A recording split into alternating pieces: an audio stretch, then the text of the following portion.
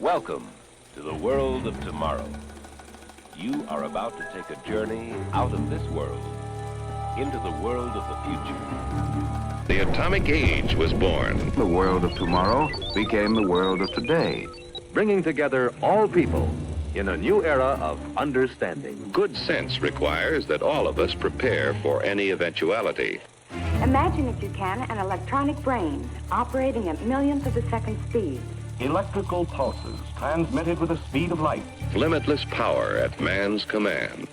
On man's wisdom, on his firmness in the use of that power, depends now the future of his children and his children's children. But wisdom demands, too, that we take time to understand this force. Combat Information Center is alert. Its radars probing the darkness, ready to give early warning of any unseen enemy. But have no fear, we are monitoring the situation.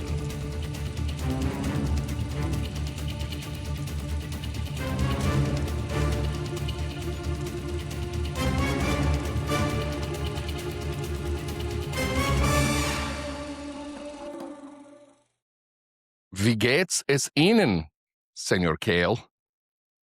Nice. Is that a sort of a different version of Esperanto? It's a patois that I it's a have come patois, up if with. you will, will. Well, I am great, just great. We went through the heat snap. I think you went through it as well. But I got to tell you, is it over? Because I'm not it sure. is. I haven't left my apartment in 2 days because every time I go out there, it's nasty. Yeah, it was like 5 solid days of.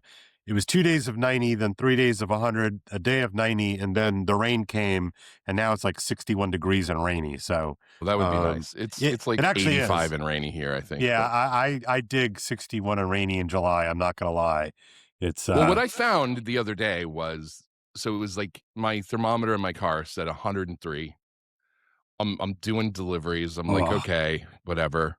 And then it starts raining, and the temperature comes down over the course of an hour to 74 degrees, but the humidity went up to 20,000%. Yeah. Like, I mopped the floor in here on Sunday night, and it took like 2 hours to dry. It just stays, yeah. And I have the air conditioning on. It doesn't matter. Oh my gosh, that's crazy. Yeah. Like when I open my freezer, everything has a film of frost all over it, and there's it's like steam coming out like I have dry ice in there. It's like Han Solo or something. Yeah, you know? exactly. Yeah. Speaking of which, speaking of freezers, since we're recording in the evening, and this is a libation cast for me. Love it. It's high time that we've shifted to that. I didn't get the memo, so I will join you next week with a proper beverage. Yeah, if we start recording in the evening, we're gonna have to. Yeah, look out. It's fitting with our theme. We need cocktails. We need It's we need true. the Mad Men vibe. Yeah, because I don't know why it became taboo to not drink at the office, but man, there was a time where you'd consume a lot of the brown liqueurs in the daytime. So It probably made all the meetings that later would have been an email or should have been a lot more bearable. I'm sure it had to be. Nonetheless, so I've been watching the World Cup. I know we're getting into MKUltra stuff in a minute, but got to tell you, I am one of those American guys who every 4 years decides, you know what, I love me some World Cup soccer. Been enjoying it. So I have to admit that I feel like I have to get that off my chest. It's like it's a little bit embarrassing to be that fair weather. It's American almost like soccer coming fan. out. It is. It's like coming out of the closet. Yeah, no, I track with that. But you know what? I'm just going to say it proud. I've been watching the World Cup proudly, enjoying it, hate watching against the nations that I don't care for. Yeah. Pulling for the country. I don't really even know why I pull for certain countries, but some countries just set me off, man. I don't know what the deal is. You're just like, oh, these guys are cool. Yeah, it's like No, I watched the only part of it that I watched is I was at my barber the other day and they had it on. Yeah. And so I was kind of a captive audience. There was nothing I could do. I was getting my hair cut. Yeah, But other than that, I just watch the people who are watching it and I find them amazing. It's pretty it's pretty fascinating. Like all the Europeans that have been here have been great, and I know. And they're just here for like a month. It's like, I know. Like, can you imagine being able to just take a month off of anything? No. Like I said, I haven't left my apartment in 2 days. That's because yesterday is my traditional day off because I worked the whole weekend and today's Tuesday. So it's like I don't I don't not leave. I don't get to not leave. I have too much to do. Yeah, I know. So that's one of those, 25-hour European work weeks, I suppose, with like a month and a half of vacation. So, and it can't be cheap. I don't know how they afford it with all the socialism. Dude, it's not cheap, but I have to say, I love the European love of America. It's been a lot of fun. I know we hit on that a little bit last time, but boy, it got even more pronounced once all the games started happening. Honestly, I think it's the best warm up we could have had for the 250th. Yeah. Because you couldn't ask for tourism, propaganda that's better than Europeans coming here being like, we were sold a false bill of goods. This country is amazing. There was a German guy who said, they were interviewing him and he was like in tears. He's like, I love this country so much. Yeah, I saw him. It was really quite moving. He didn't want to leave. He didn't want to go home. He's like, I've fallen in love with it here. Yeah, he was saying, I thought it'd be crime. I thought I'd get like hurt, and it's like, and it's one of those true things. And this is definitely a theme that we talk about. But, if you get your news exclusively fed and curated for you, you have one, appreciation of a thing, either an event or a place or a happening. But then like you're there, you have a completely different experience. And so that was a lot of fun to see. But I do think, again, to sort of bring it back thematically to the things that you and I like to monitor, is that, there's always this disconnect between the stories that are being made for us and curated and shoved down our throats and the kind of the on-the-ground reality. And so I just think it's an important dynamic always to pay attention to. Well, I was over visiting my kids on the 4th of July, and we were talking about how they never got to grow up in a country that had a healthy sense of pride. Yeah. Like the America we grew up in, we were allowed to be proud of that. And I showed them, and maybe we should share this with the audience. You saw that music video that Heavy Pulp made, right, for the 250th, which I thought was a great balance of, like, the whole, if you listen to the lyrics of the whole thing, it's amazing because it's like, do we have one foot in the grave or are we just beginning? Like this whole idea of America feels like it's on a precipice, but it could go awesome or it could go terribly from here, And so I was talking to my kids about it and I was just like, it's not that the country is that much different than it was when you were growing up. It's just that the people who hate it are louder than they've ever been. Yeah. Well, and I think, perhaps this is a bit of a broken record coming from me, but the warping realities of social media and the legacy media's reaction to social media, which is, I think, an underrated part of this depressive narrative formation, is underrated. I think that, we actually did grow up in a world, I think both of us did, where, there were 3 channels plus PBS. Right. And then sometime, and for me, it was middle high school, is probably late middle school for you, Fox Channel, not the cable news, but the Fox Channel makes a scene, with Married with Children and The Simpsons and all of that. But that was really it. There was the local newspaper, maybe the New York Times, but not even really that, to be honest with you. Certainly not for me growing up. It was the local newspaper. It was the local news. And it was, we were a CBS family for whatever reason, so, that was pretty much it. Yeah. I mean, my dad read the local. It's funny because, I haven't seen it in 30 years, but in Binghamton, New York, where I grew up, it was the Press and Sun Bulletin was the name of the paper. And that's what he read. And I didn't read it. I would just go straight to the comics and look for Calvin and Hobbes and The Far Side. And then I checked out because those are the only ones I really wanted to read. Yeah. And then we were an NBC family for the news. Okay. I remember since I was like 8 years old, I watched the nightly news with Tom Brokaw with my dad every night. Yeah. So, as a kid, I look at my kids and none of them, not even the teenagers, care about news. No, and I was 8 years old watching like Cold War news and worrying about nuclear weapons, SALT treaties, and I've always monitored, and so have you. It's weird. No, it's really true. It's really true. And then of course the weekly and monthly magazines. I mean, that was a big deal. I remember, again, sort of around the same time that Fox Network shows up. My parents started listening to talk radio, and that was wild because all of a sudden talk radio is this sort of end around, poking holes in the kind of official narratives that were given to us by CBS, ABC, and NBC. And it was really just Rush Limbaugh in the beginning. Yeah, oh yeah, for sure. Like, I remember listening to him when I was like, when I just got my driver's license and I was driving around by myself, and I would always put it on. Yeah, oh yeah.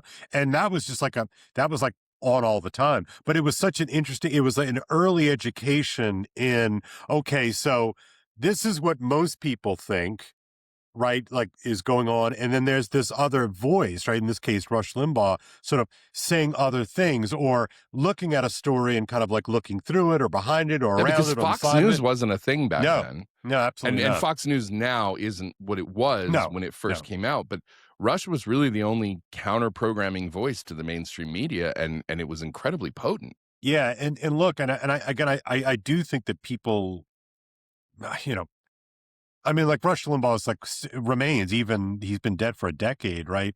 You know, remains a kind of polarizing figure. But what they don't get about Rush Limbaugh was, number one, he was really good at what he did. He was funny, very good, informative. I mean, the dude could riff for 3 hours by himself. Like, that is really impressive. But he was pretty insightful, and to have someone sort of so kind of boldly poking holes in the official narrative, either the government narratives or the mainstream media narratives, I mean, it's really quite something to behold. And I do have to kind of give him credit for putting in me the idea that, well, there's probably some questions that you can ask of these narratives, and that you probably should. Otherwise, you're not, you're being force-fed a very specific view and slant of the world, and all of a sudden, it's like you're getting this really different thing. So in terms of like, the genesis of our monitoring habits, even when I disagreed with Rush Limbaugh on a topic or what have you, it was still a powerful augmentation to my epistemology. Well, I mean, it was the first conservative countercultural signaling that I was exposed to outside of my family environment. Now, in my family, I'm the second oldest of, I think, 35 grandchildren on my mom's side. Yeah. And the only one older than me was my cousin Joe. He just wasn't around a lot. They kind of was always doing his own thing. So I didn't have any cousins or anybody who was close in age to me. Yeah. And so I would kind of hang out with the adults, right? Yeah. And so the men would all get together at my uncle's house, and they'd sit around the table and they'd talk about the church and they'd talk about politics, and that's what they did. And so, my entree to being taken seriously as a teenager, kind of being admitted to the group of men, was becoming knowledgeable about these topics because that was what they talked about. And so, when talk radio comes out, it was like, oh, this thing that I'm hearing at the table actually has it's being echoed out there in the real world. And it was very, very interesting to me. And it just kind of planted that seed that I think, Yeah, no, I totally agree. And I think, like, for me, the primary issue, like my mom and dad, our daily communicants have basically been daily communicants for, 35 years at this point, right? And they were, my mom was always staunchly pro-life. Mm-hmm. And so was my dad, but my mom was in many respects the kind of intellectual engine of the family. And my dad was just busy. Mom was a homemaker for most of my life. Did some guidance counseling work, but she was staunchly pro-life, and so it was always so interesting to hear the way that the mainstream media would frame, the abortion issue. And my mom, was like, well, no, and she would kind of, push back at it. She would sort of talk about the rhetoric of pro-choice, whatever. The topic doesn't really matter so much, but to hear somebody like Rush Limbaugh just be so passionately pro-life, right, was a powerful affirmation that at least something that my mom was saying was not completely bonkers, because absent that other voice, my mom is just like a Catholic woman who's pro-life. Like, okay, like, what do you want me to do with this information? But that was definitely part of do you remember, the first time that you went to the March for Life? Like, did you go as a teenager? Because I started going around 9th grade. Yeah.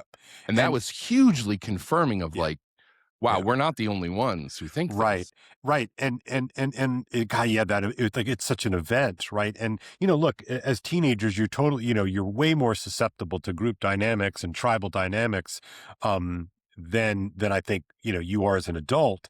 But just to see other people, it's like it was a really powerful thing. But anyway, getting back to this sort of like the news, and just how much if you listen to the news, everything's terrible in terms of the country and the mood and all this sort of stuff. And look, there are things that are not good. I don't think either of us are Pollyannas about this kind of thing, but it was just so striking to watch these just like rank and file football fans from Germany and Belgium and France and all over the world, come to the country and they're like, wow, and you almost, almost like the subtext of all of their comments were like, wow, we thought Trump's America was like, Orwell Right. or something. Right. It was like Biff Tannen taking over, in Back to the Future 2. What did they call that? What was the name of the town? I can't remember.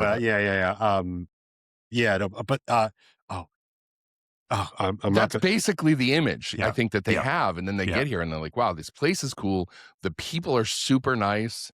Like Americans love showing them around and helping them out. And it's like, I don't know, it was just a very different experience for them. And if you travel through Europe, like I did in college, and, I don't know how curtailed your visits are when you go over to Oxford and stuff, but I mean, Americans get kind of a mixed reception over Yeah. And so, they come over here and we're like, no, we love you. It's awesome. Come on. I'm going to go show you my boat. Yeah. I'm going to go show you like my stuff. Yeah. Watching these guys from the UK, like get taken out on the bayou and like they're shooting and they're going out on the airboats and they're looking for alligators and they're just like, this is the most amazing thing I've ever done. And, as much as we crap on the state of things, it's like, it is pretty remarkable. I mean, we're going to spend most of this episode talking about the bad stuff that America does, but I kind of want to front load it with the good stuff. Because it's really real. Right. And that kind of predicts sort of some of what I'm going to talk about, but there are at least sort of two stories, right? That you have here. There's more, of course, but there's the sort of the various official versions, and then there are the lived versions. And so it's just it's been cool. It's been a great month that way. So I want to, before we get into all that stuff, I want to share something. Now, first of all, as you saw the other day, I got my first Elon Musk retweet in 18 years. Bro, that's crazy. Of being on that website. Did it blow up? It's got 1.5 million views. Yeah, crazy. So it started because Mark Andreessen retweeted me. And Elon must have seen that because they follow each other. And so then he retweeted me. And of course, all he did was say, made by Grok Imagine. But it actually, so this video, I want to talk about this video because it was really poignant for me. I get choked up every time I watch it. And it's more about the sentiment behind it than what it is. So it dovetails with a lot of stuff that we talk about. It has a lot of mid-century imagery. It's very Gen X coded and older millennial coded. But it's this, so there's this creator on X and on YouTube. His name he goes by Heavy Pulp. That's the name of the channel. Yeah. I don't know what his real name is. He is, I can't remember what it is. He's a filmmaker who actually started out, he made an independent movie and nobody watched it. Yeah. And he was trying to get attention for his filmmaking prowess so that people would watch his real movies. So he started using AI to make videos. And they've just been kind of music videos that have been very retro-Americana, kind of spy vibe, kind of the whole thing that we do with our intro, right? And I really like his stuff. And a lot of people are super anti-AI, like all of my kids. We had this huge discussion about it because I tried to show them this video. Like, dad. And they just didn't get it and they weren't interested in it, right? And so this video, by the way, I'll show it, but it's not all AI. More than half of it is public archival footage of America mid-century through the 70s and 80s, right?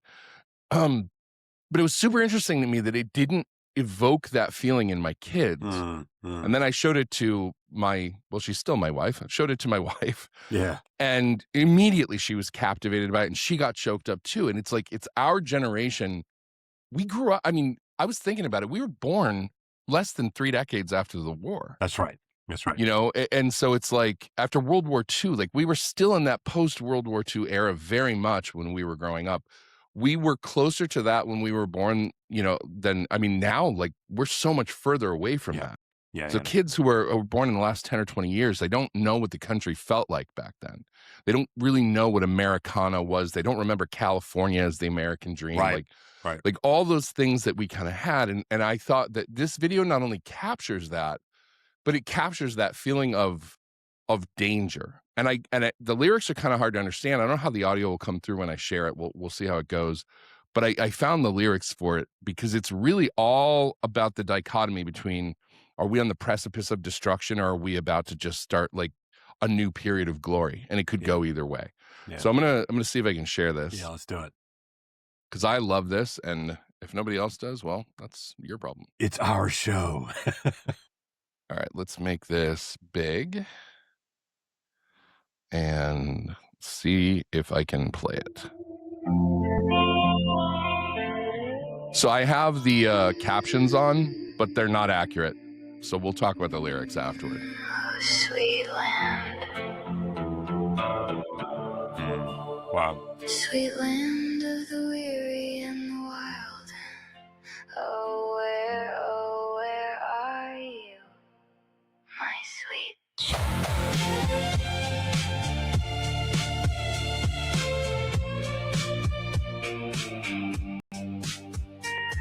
That's banger. So good. Wow. The garden's either dying or about to come alive. The river's either drying or it's deep enough to dive. Can't tell if it's the dusk or if it's breaking into dawn. Are we going on or are we going gone? Somebody said a storm is coming, but it's been a long time. I don't know what's up ahead, but please, baby, don't you look behind. So tell me, is it gonna be free energy forever, or just the same damn old grind? Singing, sweet land of the weary and the wild. Are we 1 year from the grave, or is this just the beginning? My sweet child, oh, you're my star-spangled fever dream. Half a savior, half a liar. 250 summers and we're going higher.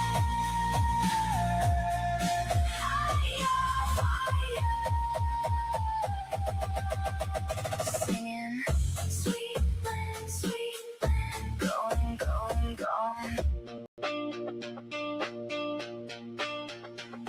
The neighbors might be coming with a casserole or a gun. The kids are either screaming or they're laughing in the sun. Is the timeline coming undone, or is it coming in clear?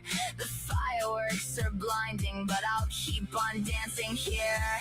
And nobody can promise me that we're gonna make it to the light. So is it an awakening, or is this a knife in the night?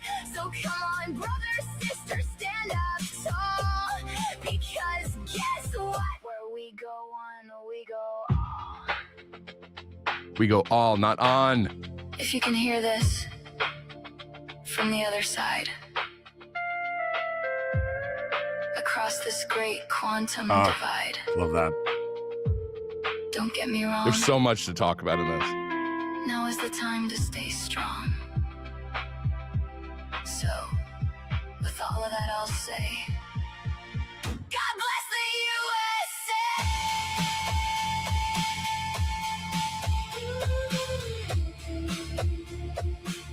God bless the USA!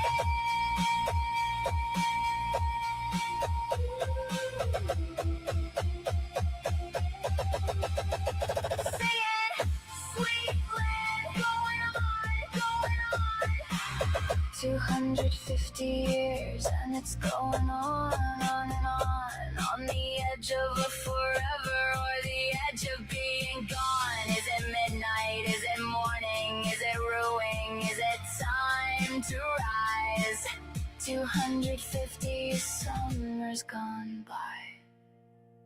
So just go on and tell me those sweet lies. The kind as sweet as these July. Going on and going on. Sweet, light up, light, light, light.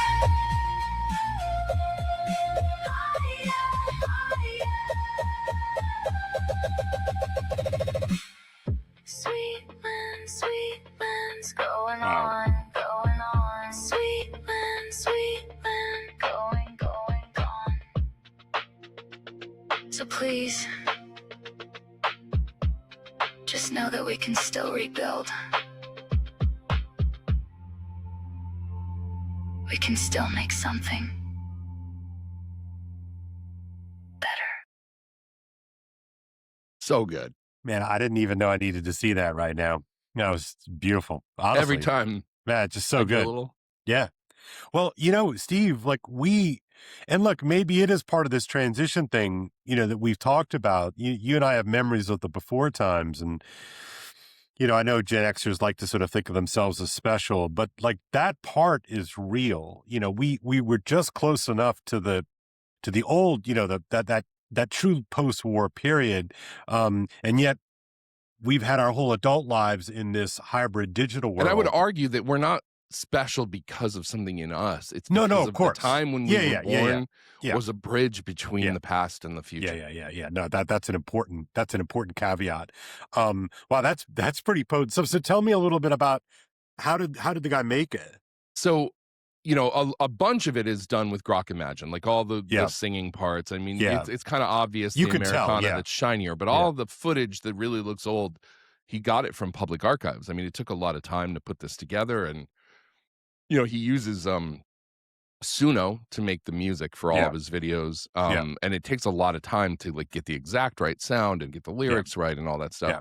I think it's it's a brilliantly created thing, but this is the fusion of AI art, right, old style filmmaking. Like it's not any one thing, and it's funny because I'll see people dismiss it. Oh, it's just more AI garbage, and it's like not though. No, it's a tool that allows you to express something in a way that you wouldn't have been able to express without it. Unless you had a full production crew and everything else. Right. And for those of us who don't have that kind of budget, like $150 million budget. I mean, that's how much that would cost to sort of stage it, act it, edit it, cut it, color it, And I loved it that it was aware of the danger, but not cynical, like optimistic, and there's a hopefulness in it because we really are standing on a precipice, right? Yeah, and I think my takeaway from it and that viewing, it's a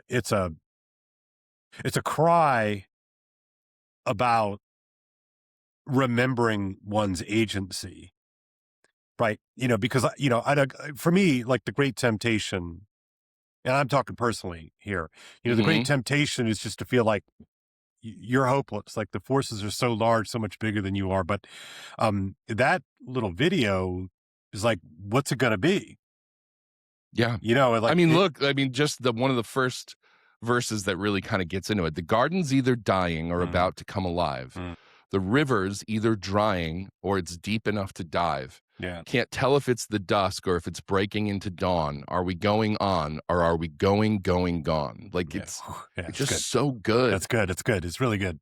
It's really good. It's really good. It's like Which Way, Modern Man? As a video. Right. Yeah, no, I think that's exactly right. And so the World Cup stuff is huge. Yeah.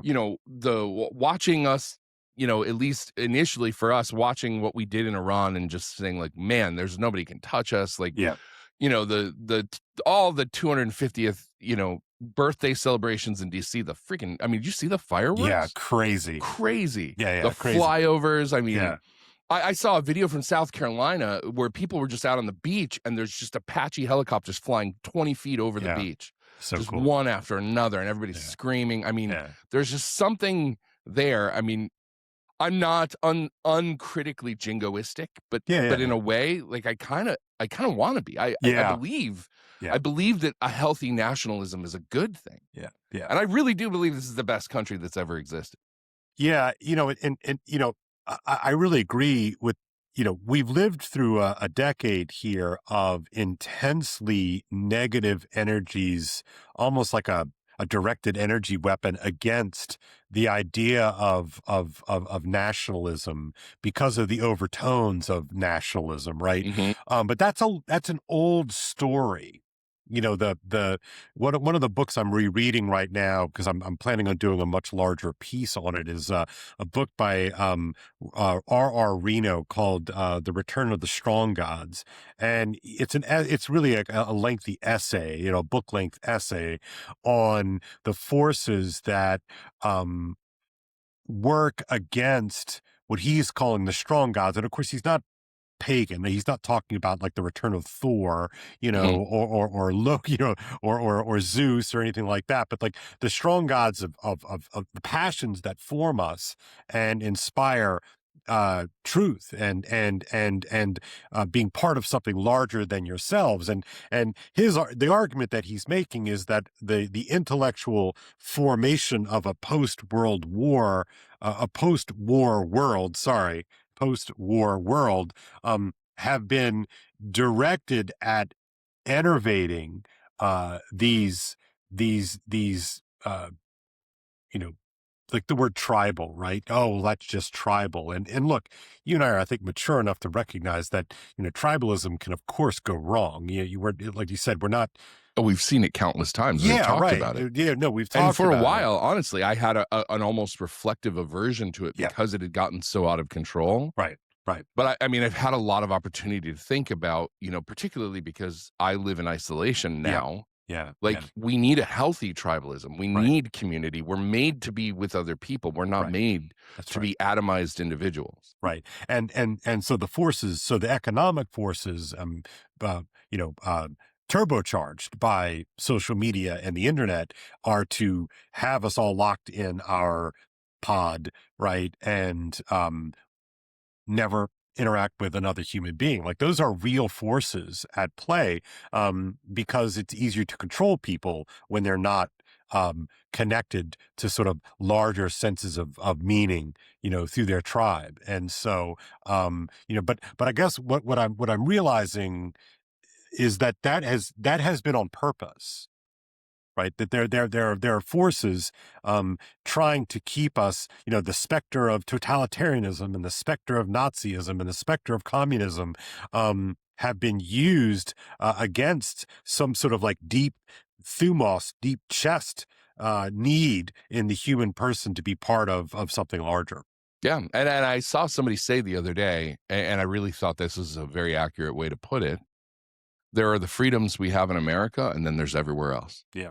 We're the last bastion. So of course they want to tear it down. And I'd say, this is one of the reasons why I've been, running around with my hair on fire for the last 10 years, is because what has been revealed to me is, while I thought I lived in a kind of, not necessarily that I wanted it, but I thought that I lived in a kind of almost libertarian paradise of some sort, only to find out, by being told I couldn't go to Thanksgiving dinner and I couldn't, celebrate the 4th of July unless I did a certain number of things, and got a little card that said that I had done a certain number of things.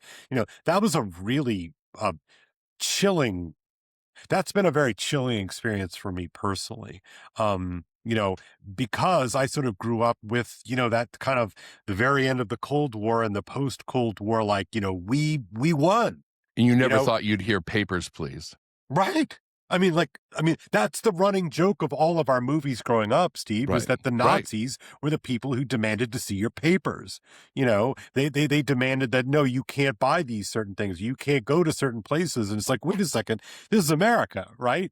Only to find out that, But you also realize how easy it is to appeal to people's decency. Yeah. All right. And begin sort of shoehorning that totalitarianism in, because average Americans are like, no, I don't want to hurt somebody else. I don't want to get somebody sick. I don't want to, And so in the beginning, a lot of us went along with it because we were like, well, I mean, it's not a huge inconvenience to me. Yeah, no, both of us. I mean, literally both of us were like, all right, well, do our part. I'm not going to, like you said, I don't want other people to get hurt. Right. you know, Right. You're like, I'll make a small sacrifice so right, that, you know, right. yeah.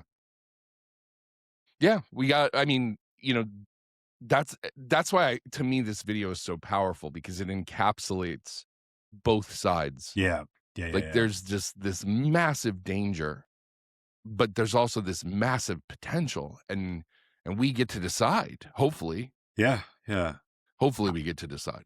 But I think it's an important just thing to sort of hold, right? You know, that, you know, you have these choices, we have agency, that, you know, we could give them up if we wanted to, but we don't have to. Like that's just such an important tension to hold, you know, freedom and responsibility, or however you want to,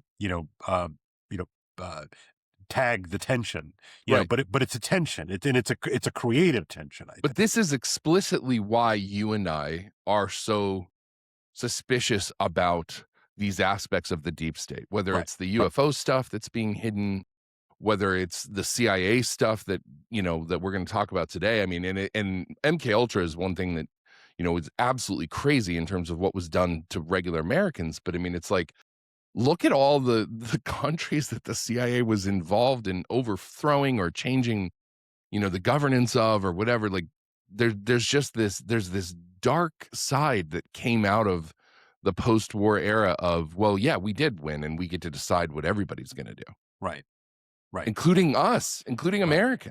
Right. And I think that, you know, if I'm being honest, even before I sort of did this deep dive into CIA chicanery, I think part of me was like, well, yeah, that's not good, but look, we have to keep the world free. And, you know, if you have to, you know, crack some eggs to make the omelet, then all right. I mean, I'm not a fan of it. I kind of don't want to know too much about it, but basically, like, we're trying to make the world a free play, like making the world safer for democracy, as FDR I hate that phrase, but yeah. No, of course. But I think part of me was sort of willing, you know, to kind of almost look the other way, or, oh, come on, it can't be that bad. Those are real bad guys over there. And look, yes, there were bad guys. I don't think either of us. Yeah. And by the way, the whole world isn't capable of democracy. Right.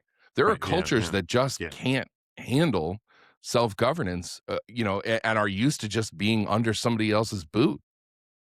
You know, there is something unique about Americans, and that's something that the rest of the world often doesn't get. You know, I saw some dude, you know, apologizing, you know, basically sucking up to the companies that are putting up these flock cameras that are recording everybody's license plates as they're going by, because people are vandalizing them, they're tearing them down. And he's some guy who works for a tech company, and he was like, oh, you know, we can use AI, we can identify these people. And a couple of us are like, whose side are you on? Yeah. Like, do you want a surveillance state? That's what they have over in Europe. That's what they have in China. We don't want that. Right. And to your point, like, we are the sort of last man standing when it comes to that. And our slate's not clean, you know, right. You know, that and certainly in urban areas, you know, in more built up areas, you know, the turnkey totalitarian state is in place. Mm-hmm. Right. But it's always predicated upon this idea of, look at the good it can do. I mean, this guy was like, oh, but I mean, you know, when kids are getting trafficked, you know, at least we can capture those cameras. And it's like, and you capture everybody else. Like, sometimes you have to tolerate it. I mean, what was it that Benjamin Franklin said, you know, people who are willing to give up liberty for a little bit of security deserve neither. Yeah. Wow.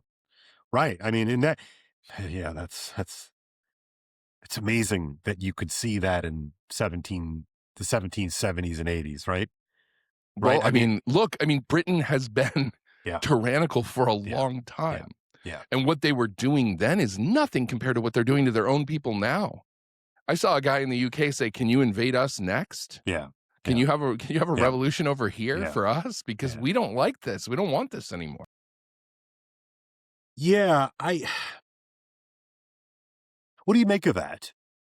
I don't know what to make of it. I mean, I know that, you know, a disarmed populace is a controlled populace. Yeah. I mean, that's, you know, Mao said it best, all political power comes from the barrel of a gun. Yeah.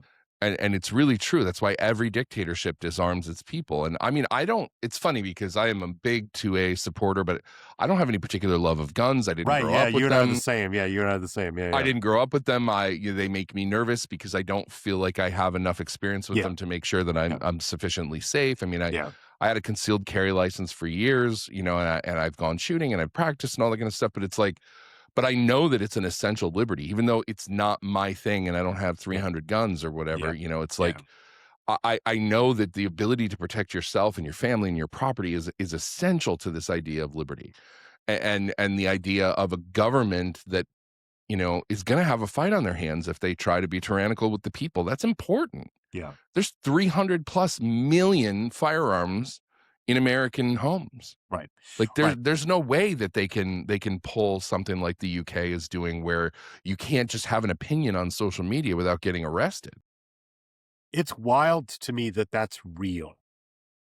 Yeah, but you watch these videos. No, I know. That's what I'm saying. It's wild to me that these people have no recourse. And like, let's just say, put aside whether or not you think in particular situations in the last, year, 6 months, what have you, have merited some kind of population pushback against the government.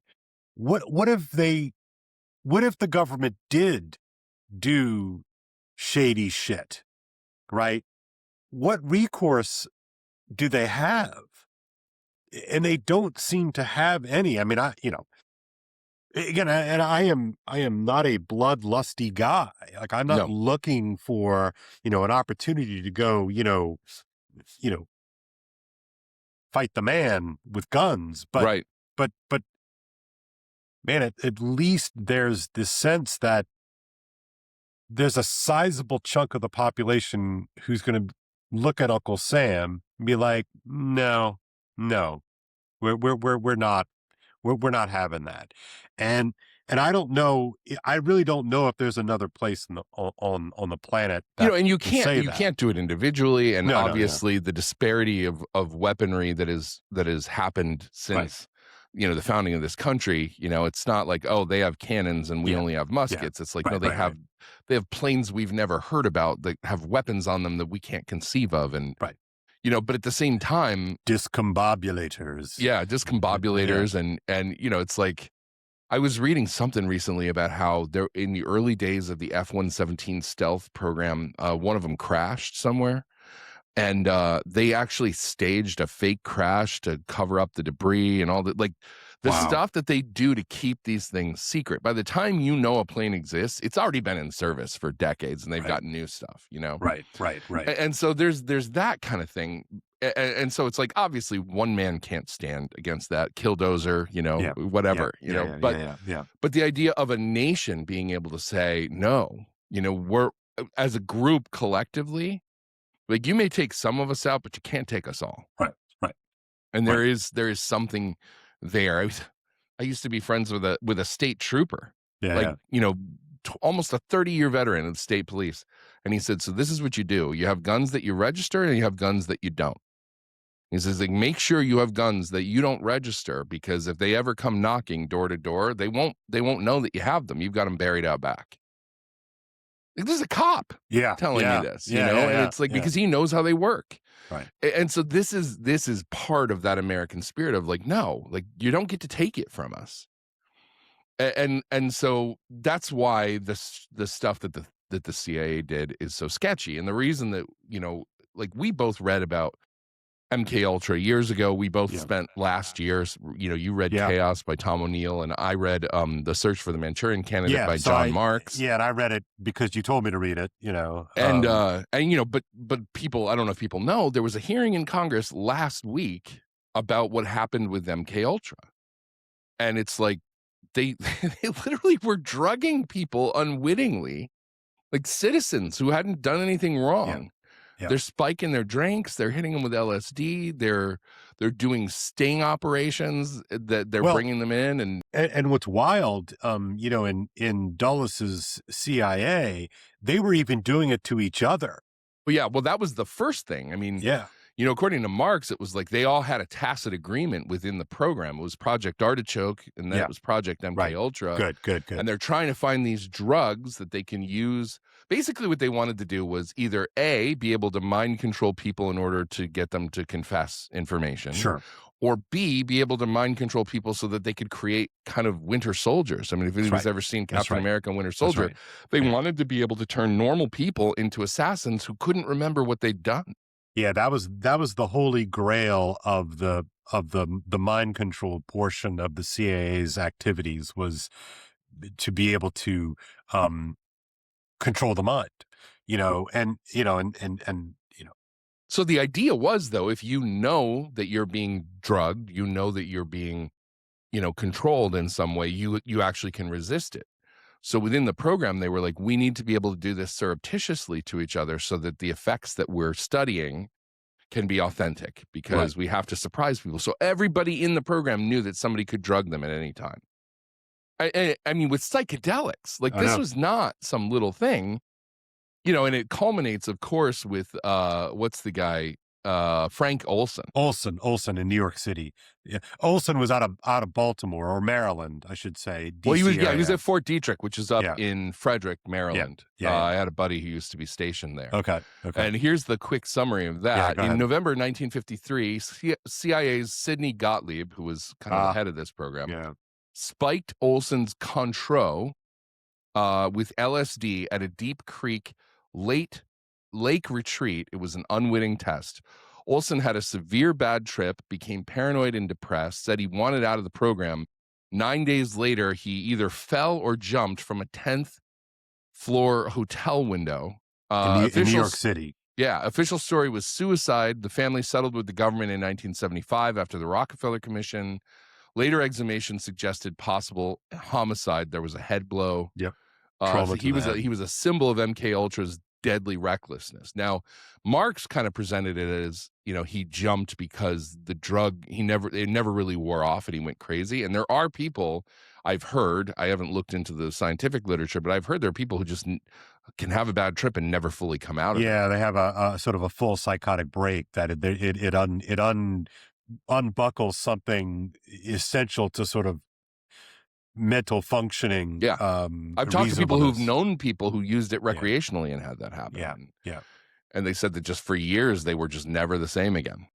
And what's wild is that, and this is, what's wild about these psychotics is that we have no idea how they work, really, or at least officially, we don't have any idea how they work. And so it's a game of Russian roulette. You and I might drop a couple of hits of acid and, whatever, have our trip and then wake up and we're fine. But, the third guy who takes the same stuff that you and I took for whatever reason of personal brain chemistry or whatnot, just never comes back. Well, one of the things, so they're using more and more psychedelics in treatment of things like PTSD, and it's proving very effective. Like psilocybin is one, ibogaine, ayahuasca, there's several that they're using and they're finding them effective. But one of the contraindications of being even able to use it therapeutically is if you have bipolar disease in your family. Because, if you've got a sibling with bipolar, it means that you could have a psychotic break because of this. Right. And so again, they don't really know. They're seeing promise, and they're seeing people whose lives have been ruined by trauma, especially soldiers coming back from awful things in war, and they just can't get back to normal functioning. And I was watching Andrew Huberman talking to, I forget who he was talking to. Chris Williamson or?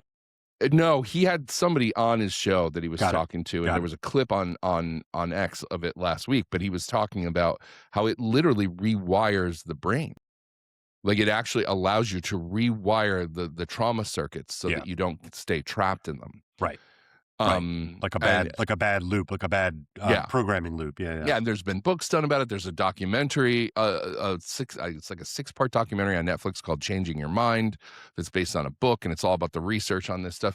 So, I mean, it's really promising, but I mean, they're not called the mind-altering drugs for no reason. Right. And it's funny, even when I heard you say that, mind-altering drugs, wait, mind-altering drugs?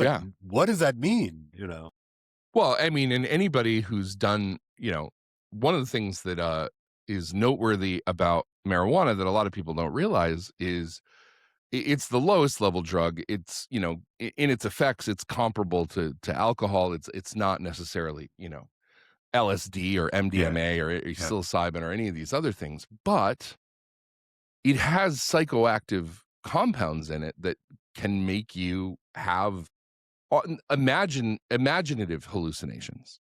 Like I remember. What do you mean? What do you mean? So when I first tried it out, it was in my 40s, and I was dealing with just so much anxiety, and it was legal in Arizona, so I tried it out. And I remember there was this one strain that, like, everything I imagined looked like a cartoon. Wow. Like I was seeing, like, it was like my imagination was illustrated, and it all looked like a cartoon. And I was aware of it. It wasn't like I wasn't aware, and I wasn't having hallucinations of things happening in the room, but like I noticed that my thoughts had taken on this completely different dimension. That's pretty wild. Remember those movies in the 90s? There were those they would take like live action stuff and then make sort of cartoon drawings of it. You know, kind of like the heavy metal stuff. Right. Yeah. I mean, how long did that last, Steve? I mean, so, you know, depending if you smoke, it lasts an hour or two. It tends to be more potent in your head. That's where I notice those effects. Thus the smoke pop up. Yeah, if you have an edible, it's processed completely differently. It's processed through your liver, and so it's a body high. It's more of a relaxation of the muscles, and like you might get giggly or whatever, but you tend not to have the same psychoactive effects. But people who smoke it get the psychoactive effects, which is one of the reasons why they say that when young men use it who have a family history of schizophrenia or a propensity to schizophrenia, it can actually trigger it. So it's really bad for people who are like under the age of 25 to use because their brain isn't fully developed, and it can actually trigger the onset of schizophrenia. And I actually know somebody who is a diagnosed schizophrenic who, because of his childhood trauma, his dad was abusive and things like that. I mean, he was just high all the time, just pot. He wasn't using anything else, but he ended up having a schizophrenic break and had to be medicated for it and all this kind of stuff. So, I mean, it really does happen to people. Yeah, no, I've seen it. I mean, I've seen it live, you know, where somebody's, you know, I'm remembering, you know, that there's this like level of paranoia, which is indicative for a lot of other people, right? I mean, but like that, there's that one person who's like losing it. Yeah, you know? No, a lot of people will talk about if they have too much, they get really anxious and paranoid. Yeah, which is funny, or not funny, but you know, which was interesting. It is interesting to me it's because paradoxical.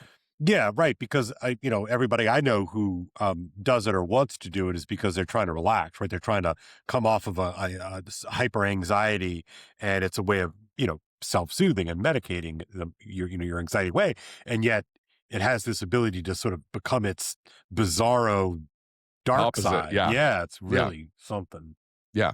But I mean, so that's obviously a low-level drug that tons of people use, and it's probably the one that most people have experience with. That's a psychoactive drug. But these drugs that they're using for things like MKUltra or for therapy or whatever, like much, much more potent. And I forget what the story was on the invention of LSD, but I think it was invented for this purpose. Yeah, is Gottlieb the guy? He was the. I can't remember. There was I think what it was is there was a scientist who invented it, and the CIA immediately was like, "That's right. Need this." That's right. Yeah. And it was all in that murky tail end of the Second World War, first decade after the First War, that they made a lot of these discoveries, and of course the potential weaponization of it, both proactively or defensively, were clear to men without what you and I would call a conscience. You know, look, we could put this into the field right away. And like we could put this into the water supply. Right. We could, Right. I could put strychnine in the guacamole. I could do that if you like. I believe you have my stapler. So tell me this, like, you know, you and I are pretty deep into this stuff. You know, we both read several books. You know, we follow the stories. What do you think the normie person, and I never mean that as a sneer, by the way. Just the person who doesn't doesn't do the deep dive. Like if they're looking at two guys, we are talking about Project MKUltra. How do you think that is heard? So now I don't know. I think now people are much more open to this. MKUltra is kind of a badly kept secret. It's easy to look up. Yeah. This congressional hearing, is obviously very interesting. I asked Grok for a quick summary of what happened in the hearing. I listened to a little over half of it. Unfortunately, I got the whole thing. I saw the whole thing. Okay, so unfortunately, it was a little tough to follow. It was very dry. Tom O'Neill was not a great speaker. Yeah. I think it comes across a lot more potently, when you read about it. Yeah. But the basic context is the first major congressional revisit of MKUltra in decades, because there was an earlier one. Was it the church? The Church Commission in the Church 75. 1975. And they told, during the Church Commission, they said, we don't do that anymore. It didn't work, right? So this is the context. Old news. Yeah, old news. Yeah. We tried it. It didn't work. So let it, leave us alone. Yeah.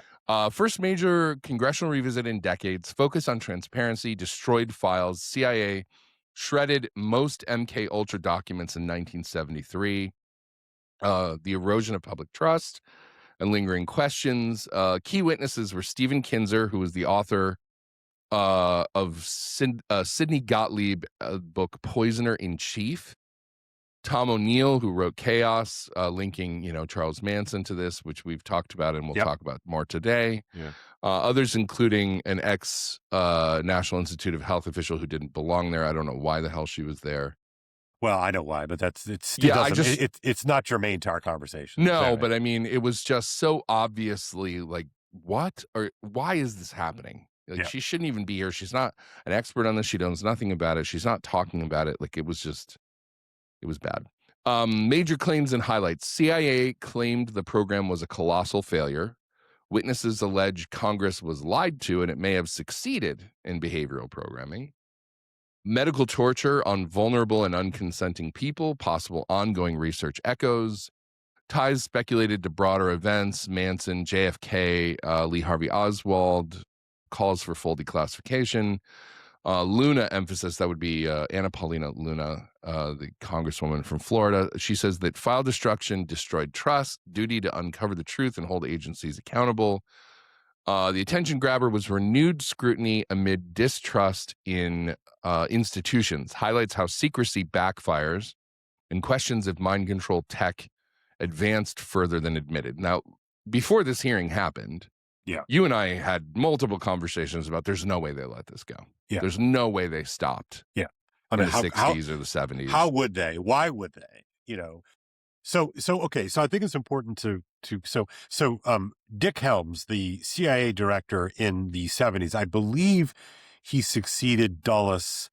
There might have been somebody between he and Dulles, but at any rate, he orders the destruction of the MKUltra files in the early 70s. I want to say 70s. Didn't he end up becoming like the head of the Armed Services Committee? Yes, of course. You'll see these hill rats. It's so unfortunate because the whole idea of the swamp and the deep state, like, it's so real. Just like read a history book. It's amazing how much these guys they get recirculated. They get recycled. They go away for a couple of years, and then they come back, and they always fail up. I mean, it's just a remarkable thing. But so he has these files. Apparently, were fairly detailed records of like what they were up to. But an important part of that story is when they destroyed those files, some were found, right? So that's why we know some about it. That's one point. But secondly, and this is something that you have brought up before, and I think it bears more discussion here, that there's no such thing as an actual audit of the federal government, right? Because in theory, like, let's say that you and I are running the CIA, right? The two of us are running the CIA, right? So we can make, any monies that we get are held by the House of Representatives, right? So that's why the chairman of the Appropriations Committee in the House of Representatives is arguably top 2, 3, 4 most powerful people in the world. Because it's the power of the U.S. government's purse, right? Right. Exactly. Yeah. Right. And so the way that the founding fathers drafted the Constitution and set it up is that everything always has a series of checks and balances. And so the check against the federal branch of the government is that they can't spend a dime. They have to get their money allotted to the people that are most, to the representatives that are most sensitive to the people, right? And so unlike the Senate, which has 6-year terms of office, the House of Representatives have 2, right? And so the idea here is that if the federal government is doing something that you don't care for, then the easiest way to control the federal government is to have a check against the purse, right? It's a lame attempt at subsidiarity, basically. Correct. Yeah. I mean, and it's like, I'm not sure what else they could do, but we have shown decade after decade after decade that this is a total gameable system, right? That embedded interests, special interests who actually write the bills and pay for House of Representatives to get reelected. I mean, the whole thing's rotten to its core. But the point is that if you and I were running the CIA, we wanted to start, MKUltra 2.0, we could make a request through the budget, and the House of Representatives can say yes, no, or hey, we're paying for this. We would like an actual report of what's actually going on. Right. So in theory, anything that the CIA got up to, or the FBI, or any of the parts of the federal government, are auditable. The problem, of course, is that the CIA, under the direction of Dulles, not Foster Dulles, but Alan Dulles. I think it was Alan. Yeah. Yeah. Alan Dulles, basically said that it was a matter of national security that we had to have certain blackouts, certain carve-outs, right? Because if this special information of what we're up to is so vital to national security that if this was to be aired at a congressional hearing, it would give aid and comfort to our enemies, both foreign and domestic, right? I mean, that's the whole setup, right? So what is alleged, right, is that even prior to the Church Committee hearings in the mid-70s, the early and mid-70s, the CIA was already creating black ops, essentially, right? Carve-outs, private industries would take over certain things. And so, or they would just label it on the budget, some totally anodyne, security and, forces for, management services or something, completely anodyne. And so they were able to kind of get away with this and have it funded because you can play around. Everybody knows that you can play around with a spreadsheet. Right. Absolutely.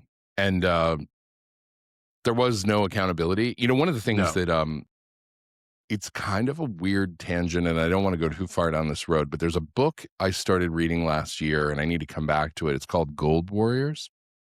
I think I actually started reading it a couple of years ago. Yeah, I don't know. It was this story about how at the end of the Second World War, we tortured information out of certain Japanese officials. Yeah. Because for the previous century, they had been invading mainland Asia. They invaded China. We know that. They invaded Korea. They killed the royal family of Korea. We have the rape of Nanking. We have all these things, that happened, right?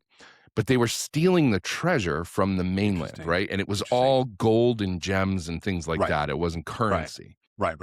And what they did is during the Second World War, they built bunkers in the Philippines to store all the treasure. And these guys were such bastards, according to this book, that when the engineers who built the bunkers had completed and they got all the stuff in there, they had a big party, right, to celebrate their victory. And the officers walked out and blew up the entrances and sealed everyone inside. So America found out at the end of the Second World War that the Philippines was sitting on billions, maybe trillions of dollars of treasure that the Japanese had stolen. And we went and took it and we used it to fund black programs for a long time. We may still be sitting on it. We used it to fund government changes, you know, to put people in office that were more pro-America in other countries and things like that, because there was no accountability for it. There was no budget, you know, overview. There was nothing. This was off the books completely. And it was not a little bit of money. It was a ton. And so this funded a lot of the CIA's operations, at least according to the journalists who wrote this book. And it's just crazy. There's so many conspiracy theories. I know. But you could see why this is such a potentially explosive thing. Not only in terms of, UAP stuff, but just in terms of the way that the world actually works, the way that the world actually runs, that there are these multiple layers that we are told is the fever dreams of conspiracy theorists, right? And there's just enough stuff there, on the record stuff, that in order to close off these possibilities of conspiracies and whatnot, you have to have a really kind of neat and discreet imagination, right? So like a perfect example, Richard Helms assures the Church Commission, right? Well, we did this, but that was years ago. It was a total bust. And besides, nothing came of it. Like, it was a waste of our time. Man, our bad. Good thing we're not doing. And you have to take these people at their word. And I think one of the reasons why I really like Representative Luna is that she's like, no, the trust, the public trust in accountability has been shot, and there's not been a proper reckoning. There's not been a proper accounting of what has happened. Yeah, she's a real bulldog about that. Oh yeah, she's like just great. I mean, she was actually on Dalfit's podcast the other day, and I didn't get to watch that. How was it? It's quite good, actually. It's Ross and it's the New York Times. And so, they spent, to me, they wasted, 15 minutes on Trump. And it's like, okay, like, it's just really not the point, but fine, I'm not pretending there's not corruption. Hello, this is what you and I talk about all the time, right? But it's almost like there are acceptable kinds of corruption, and then there are unacceptable types of corruption. Well, I mean, look, the thing that I think every actual adult in the room knows, you don't get to the top echelon of power because you're a Boy Scout. Right. Like, in some way, you have to be willing to be Machiavellian. Like, you have to be ruthless. You have to be willing to get in bed with the wrong people. Like, I don't know that it was always the way of the world, but it certainly is in the system that we have now. Yeah. And so I just have no illusions of sainthood from any of our elected leaders. No, and look, I think it's perennial. I truly believe it's perennial. And I do think, like, people in the House of Representatives, because of the low level, because they're constantly having a campaign to keep their jobs and everything, they are the most decent, in my opinion, of all of our elected officials at the federal level. I don't know if I agree with that. I hear what you're saying. I would say there are more decent people among them. So Luna and Burchett and Eric Burleson and these guys, like, there seem to be real people that we could actually get along with who don't feel like they've completely sold out. Yeah, I'll buy that. Yeah, no, I think that's right. I mean, there's still perverse incentives everywhere, right? But you're right. I remember, my brother has worked on and off Capitol Hill for 30 years now, and he started off as an intern, answering constituent mail, in the House of Representatives, and he said basically, let's say you win, okay, and then you go on up and you get sworn in, and you go through that entire process, and you basically have a year to do something, right? And then the entire second year of your term, you spend it almost entirely on trying to get reelected, right? And so because you didn't have time to get anything done. Right. No, that's exactly right. And so basically, and especially if you are in a contested district, right? Now, there's been so much gerrymandering on all sides of the aisle that, a lot of the seats are hyper secure, unless you get one of those, like somebody from within the party, goes up against you, which happens, right? But really, if you're in a contested seat, you've got about 6 to 9 months of your first year to kind of focus on legislation or committee work or whatever it is you're responsible for. And then really after that, it's all about getting reelected for your next term, and just lather, rinse, repeat.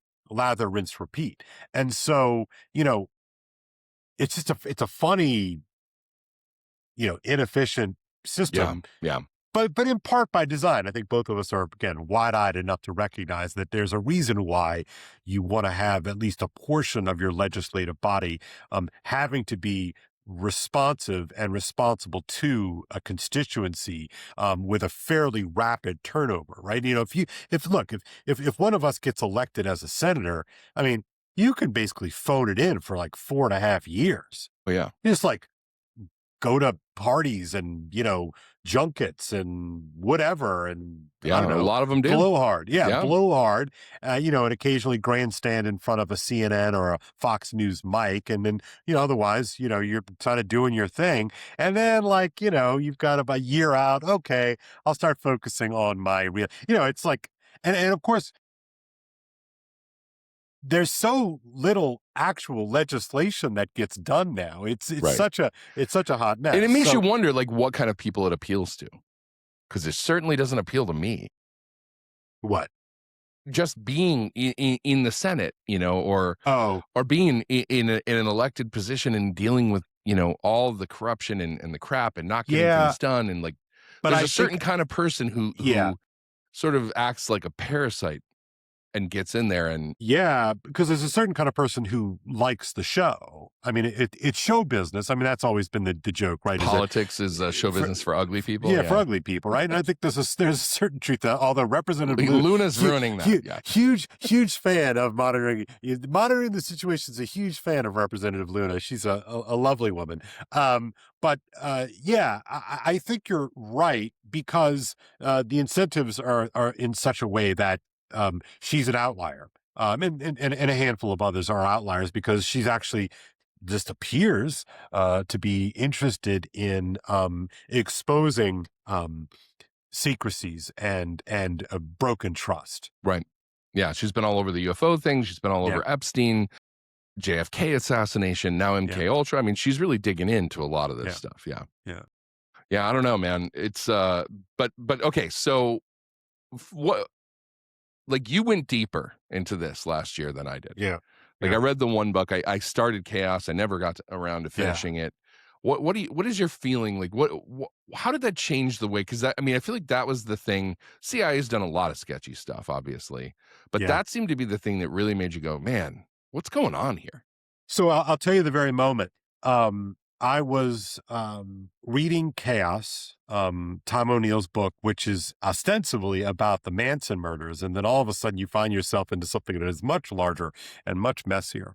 I was driving a bus, a school van full of kids down to Newport on a Saturday evening, and I am literally parked outside, on the street. They're off doing their thing, and I'm just engrossed with this book. I can't put the damn thing down. And it's kind of dark out, and it's cold out. It was in the winter, and nothing's open in Newport in the winter. It's so annoying. There's not even a coffee shop, and I'm not going to go read a book at a bar. I'm just not going to do that. Plus, I'd be tempted to drink a beer, and I don't need to do that. I'm on duty, for God's sakes, right? So I'm in the car and reading it, and they're going into. There's this jolly. He's a psychiatrist, and his nickname is Jolly. and I'm not going to remember his name. You can look it up while I'm telling the story. And he was involved both with Manson, but also with the free clinic in the Haight-Ashbury district in San Francisco. And he shows up to treat Jack Ruby when he gets arrested for assassinating Lee Harvey Oswald in the aftermath of the JFK assassination. And so I'm going, well, that's interesting. Why would he show up there? And so I'm like letting the story that Tom O'Neill's writing sort of unfold. And by the way, his real name was Dr. Louis Jolyon West. Yeah, Jolly West, right? Yeah, Dr. Jolly West. Jolly is, of course, a dark irony and all that because he was not, and he's a pretty bad dude. And he was all in on doing a lot of this experimentation work. His friends called him Jolly for his middle name, Jolyon. Yeah. But also for his impressive girth. Yes. And his oversized personality. Yeah. He's a large man. So at any rate, so he was involved with the Manson stuff in the free clinic and these like very sketchy experiments. He shows up to treat Jack Ruby. And he is allowed to go in to see Jack Ruby alone. For the audience who doesn't remember, give a quick background on Jack Ruby. So Jack Ruby is the man who kills Lee Harvey Oswald, who was in captivity. Lee Harvey Oswald, of course, was the ostensible shooter for JFK. Was arrested for the assassination of John F. Kennedy in Dallas, a couple of days earlier. Ruby, they are transporting Lee Harvey Oswald on live TV, by the way. It's an amazing footage. And he just steps up and he plugs and kills Oswald. He, of course, then gets arrested, and he's got all kinds of shady ties to both the CIA but really more to organized crime.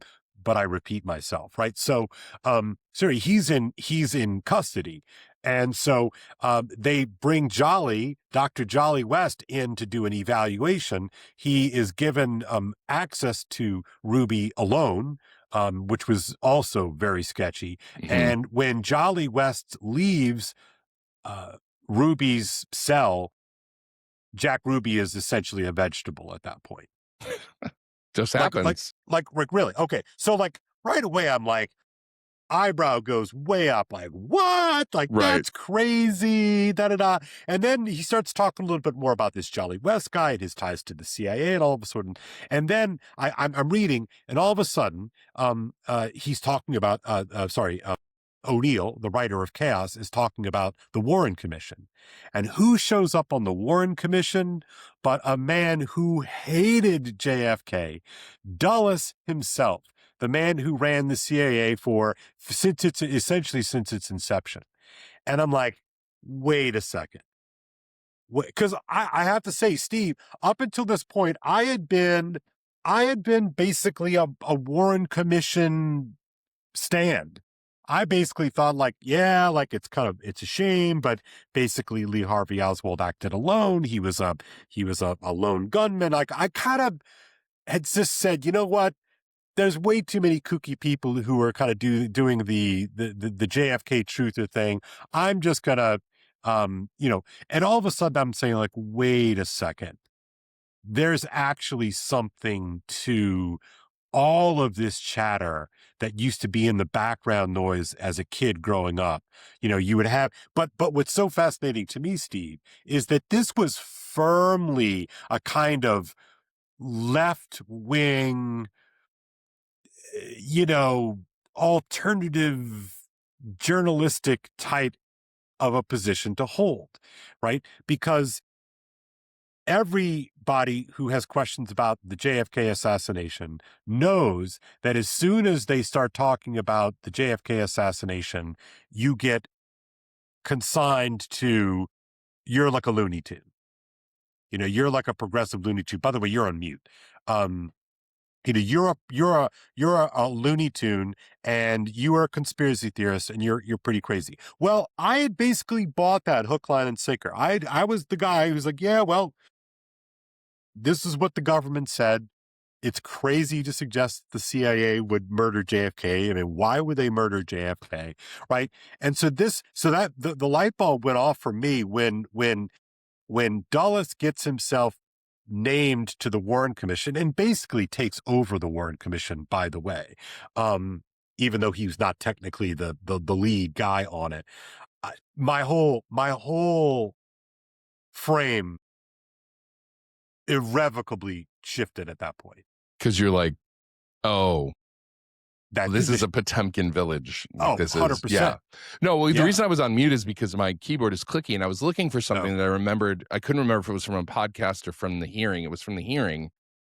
Tom O'Neill referenced that Jack Ruby reportedly told investigators, including Arlen Specter, amazing claims about they're cutting off the arms and legs of Jewish children in Albuquerque, New Mexico. And other stuff. And it was supposedly, this was Ruby's paranoia and hallucinations during the Warren Commission. But it's like, what happened to Ruby? Like, was he telling the truth? Were they really doing stuff to kids? Were they not? Did he lose his mind? Yeah. And so it involves this weird, I mean, but they experimented on so many people. They experimented on kids in juvie and juvenile detention. Yeah. In schools and hospitals. Right. Yeah. They basically use the prisons and the hospitals as free subject matter. And there was Operation Midnight Climax. Go ahead. Which is, so Operation Midnight Climax happened in San Francisco and New York City safe houses. These are wild. Like, you really can't almost believe it, but you're like.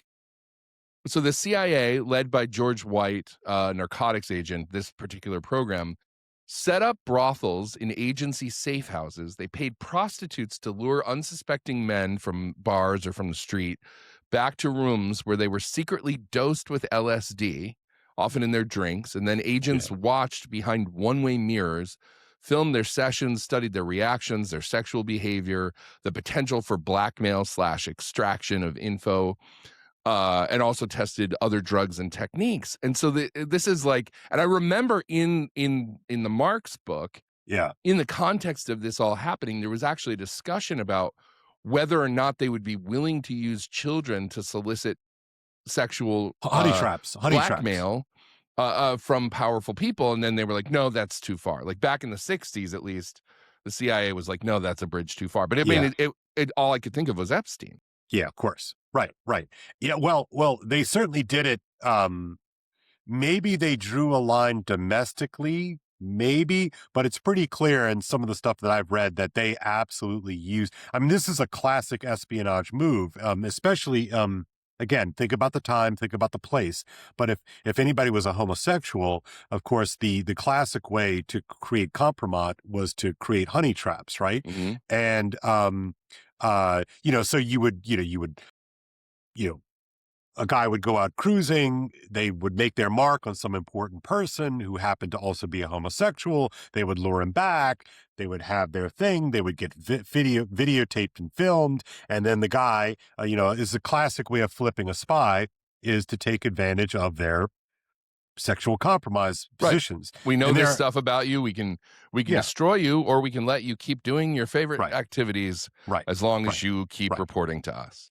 And so this was classic stuff. And there absolutely were guys who were pedophiles, who were lured, the CIA and other espionage groups, MI6, other places, would absolutely use children as honey traps. And they would not stop it.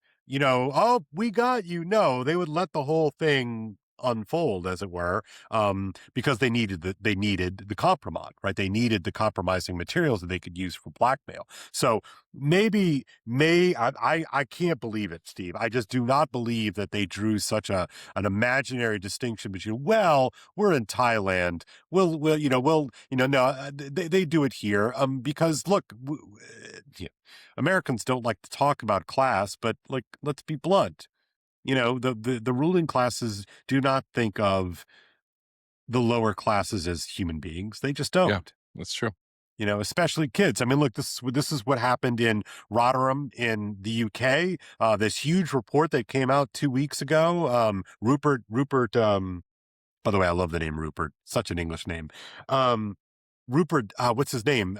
Anyway, he just came out with this huge report, and the ruling classes don't care about any of the things that, bougie people like you and me, who are falling on hard times, think are bright lines. Like they just don't Right. have those bright lines because No, it's again, very Game of Thrones. It's it very, really is. It's so cynical, man. It's so cynical. And I got to tell you, when you do the, audience, if you're going to follow us and do a deep dive into some of these things we're talking about, it's brutal stuff. It's and brutal always stuff. predicated upon this idea of, well, it's for the good of the nation. Exactly. That right. kind of The stuff. cover story. I mean, this is where I think Eric Right. Weinstein's notion of the cover story is so helpful, right? That you can exonerate a world of evil if you think you're doing it for something that is a good that trumps all of the evil that you have to do. I mean, this is why we have certain moral principles like, you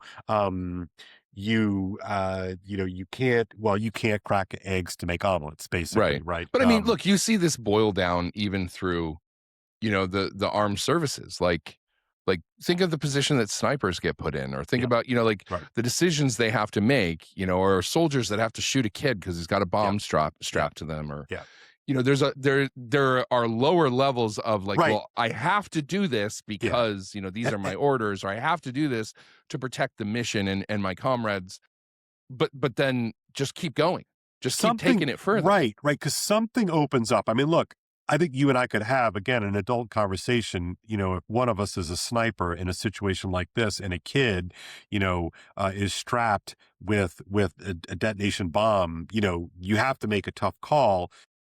Neither of us are pretending that that's an easy call to make, but in the context of a combat situation in a war zone, like awful stuff.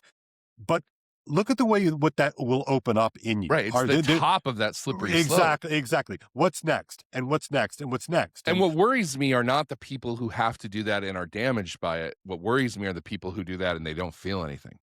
Well, look, a psychopath has got to make a living too, right? No, I mean, there's somebody I know who told me that his brother went into the special forces because he just wanted to kill people, and he needed somewhere for that impulse to come out in a legitimate way. Yeah, this is such a dark part of the human psyche that I think most of us spend as little time thinking about as possible because it's just too dark to contemplate. Yeah, but what's the line between a hero and a villain? I mean, and look, and of course, all the classic studies that the same kind of profile which makes you a good cop is the same kind of profile that makes you a great criminal. Like it really is the obverse of the same coin, But it's funny where these lines live inside of us because any man with a family has had the thought of, if somebody threatens my kids, I would have no problem putting them down. I wouldn't have a problem, right? And I think every guy who has a pair feels that way. It's like, no, I would shoot somebody in a second if they were threatening my kid. But it's like, okay, so that's a compromise I'm willing to make on an ethic that I otherwise wouldn't compromise on, right? Neither of us are looking around to go murder people. Right. So, especially the way people drive these days, I think we have good reason to think about murdering people. Just like, let me merge, man. But anyway, but so I just had this thing the other day, I'm still thinking about it, where I was trying to merge and the guy wouldn't let me merge. Like, and I finally was like, screw it, I'm going to cut you off, right? And then he goes and gets into the exit lane that he had me trapped in. I'm like, why don't you just swap places with me? What are you doing? Anyway, but that's a whole different story. I didn't shoot him, so that's the upside. Phew. But when you look at, okay, I'm willing to make an operational decision that is outside of my normal moral calculus because of these circumstances. Now you extend it to, well, what would you do? You do that for your kids. Okay. What would you do for your country? What would you do for this? Like, and you can just keep pushing that line. And there are some people who are going to be like, no, I'm not going with you down that road. And there are other people who are going to be like, yeah, I could do it for that. And then you wind up in the land of just following orders. And, you look at Jordan Peterson's essay on what happened to those Polish guards who were all good guys. And then they basically became full-on Nazis through habituation to being ordered to do terrible things to people. I mean, I don't know where the monster lives inside of us, but some of these guys, man, they let the monster loose. Yeah. Most of us have a kind of governor but some of us don't. Yeah. And what happens when those guys that don't are like fully funded? Right.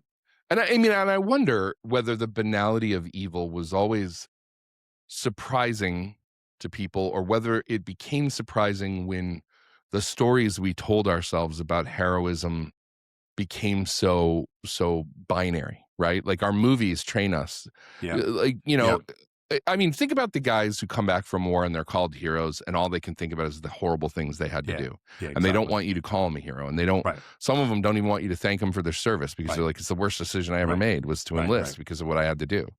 You know, I think of a guy that I remember drinking with in college who had been in the army before college, and he was in Bosnia, and he was having to dig up mass graves.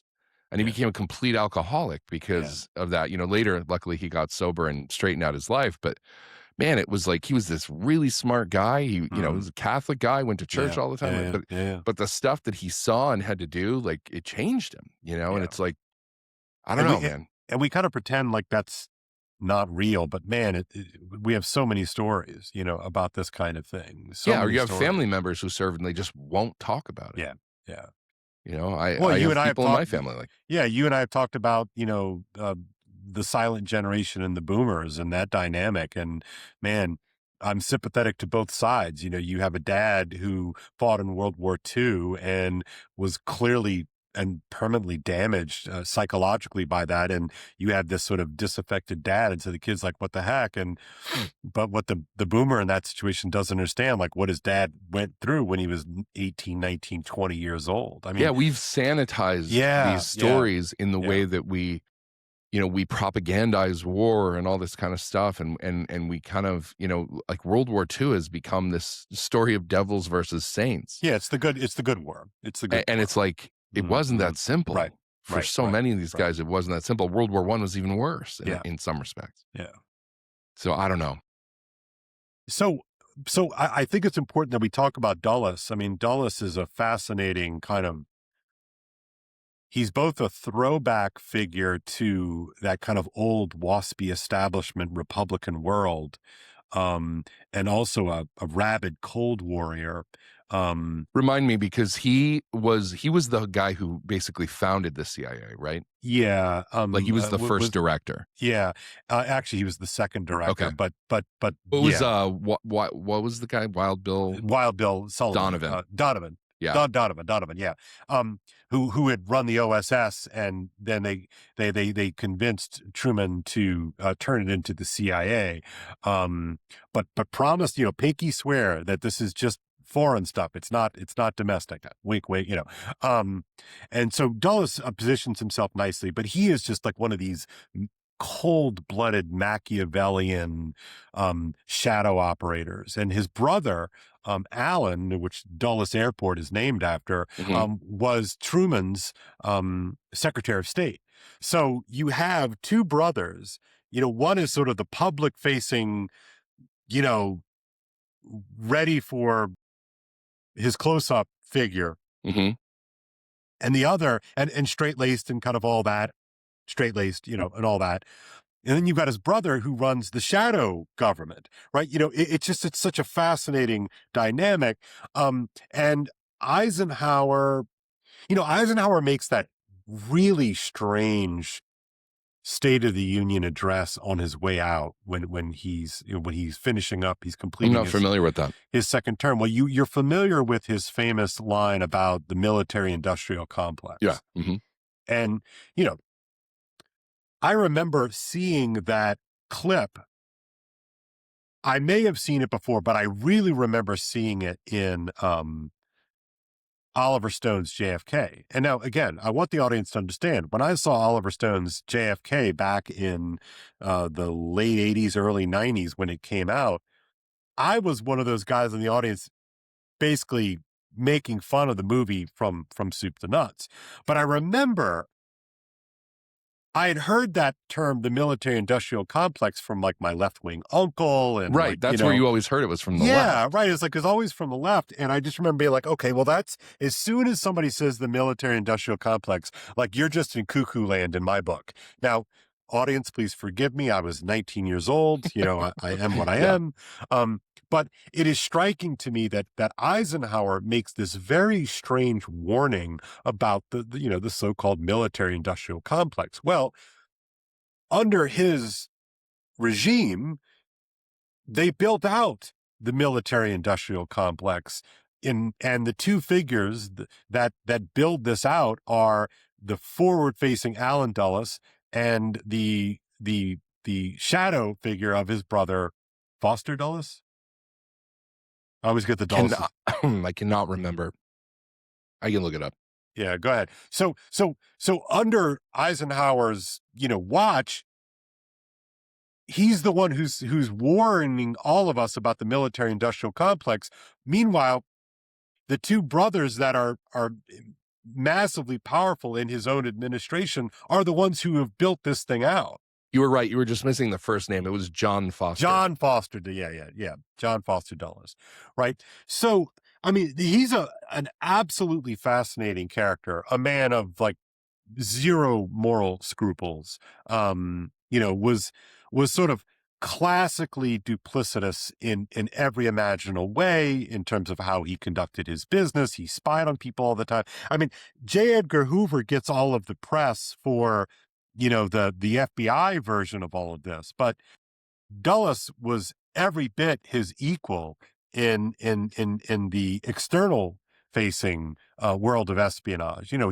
He had girlfriends, and he was nasty to his wife and his family, and it just it's just one of these classic characters. You basically have to be a sociopath to do this. Absolutely. But here's the question that I want to ask you, because everybody, you always come across this idea of like, yeah, but you should be grateful that we have sociopaths working for us, because the enemies sure do. Right. Because what you have playing, at least what I have playing in my head, is Jack Nicholson's character in A Few Good Men. Right. You can't handle the truth, right? I'm on that line, and I'm the one, and look, this is where I run into mental and moral roadblocks, because there's a truth to that, isn't there, Steve? There really is.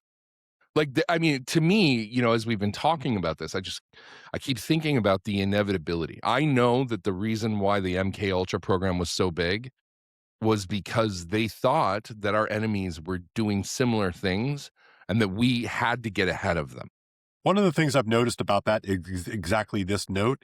I'm now finally old enough to where I can read a history book, and you can see the way in which the author's perspective is kind of leaking through the facts, and, Dulles is like this interesting blank slate, that there's a reading of Dulles that he was the guy willing to do what it takes. Or there's the reading of Dulles that he just got off on control in that kind of purely Machiavellian way. And it's almost like both of them. And it really makes me feel uncomfortable. I have to be honest. Well, I mean, it's kind of like the, like the DC Comics, the Suicide Squad. Like, you put a bunch of bad guys together. Yes. But there are bad guys, and they're doing our dirty work because it needs to get done, kind of a thing. Yeah, the bad good men, or the good bad men. By the way, interestingly, going back to our conversation from an episode or two ago about Jack Parsons, his whole group of guys that were inventing rockets, they went by the Suicide Squad in the 1930s. That's so interesting. Like, they were out at Caltech, and they called them the Suicide Squad because they almost blew themselves up so many times. And eventually did. I mean, Parsons eventually does. Parsons actually eventually does. But just this idea of like guys who are willing to break the rules to get stuff done, and it's like, if your enemy's doing it and you're not, you're going to lose. That was. And I don't know how to counter that. Yeah, I don't either. And there's something about the American pop psyche. We like these guys, right? Like we like the Clint Eastwood guy. Go ahead, make my like the Dirty Harry guy. John. Westerns are always filled of like the guy who's willing to like shoot the bad guys before they shoot you. Right. And how many times have you watched a movie and you're like, just shoot him? Right. And you're like, that's murder. Oh, yeah, just shoot him. I can't stand this guy. Like, he's bad. And if you let him go, he's going to do something else that's terrible, and it's like that part of you that waffles over that. Like, there's. Right. So to get back to your question then about Dulles, he made an entire career out of exactly that, right? This idea that the Soviets are doing this, you know, The Chinese. the Chinese are doing this, right? Look, we're in this exact same conundrum as we speak with this whole AI talk. 100%. Right? Where it's like, I mean, how many times do I work myself into positions like, we got to nuke it, we got to blow it up, it's bad, it's bad, it's bad. And then that other part of me is like, but if we don't do it, they're going to do it. Right. Right. I mean, it's Elon Musk's whole thing about how he warned for years and years and years about the danger of AI. Summoning the demon. And then he came right out and said it in a podcast last year where he said, well, I just got to the point where I realized bad people are making this. And I can either sit on the sidelines and watch what happens, or I can try to make the best version of this possible and try to win so that like the bad versions don't. And we're always being put in this situation of the arms race, whether it's the Manhattan Project, whether it's this, whether it's, you know, the legacy program with UFOs, whatever it is, we're having to bend and break the rules and do dirty deeds and keep people quiet. And it's like, but in the world we live in, you can't help but wonder, like, how do you not? I don't know what intelligence gathering capabilities were like 200 years ago, but they were nothing like they are in an age of electronic surveillance and everything else. Like, our technology, once again, has completely changed the game. Yeah.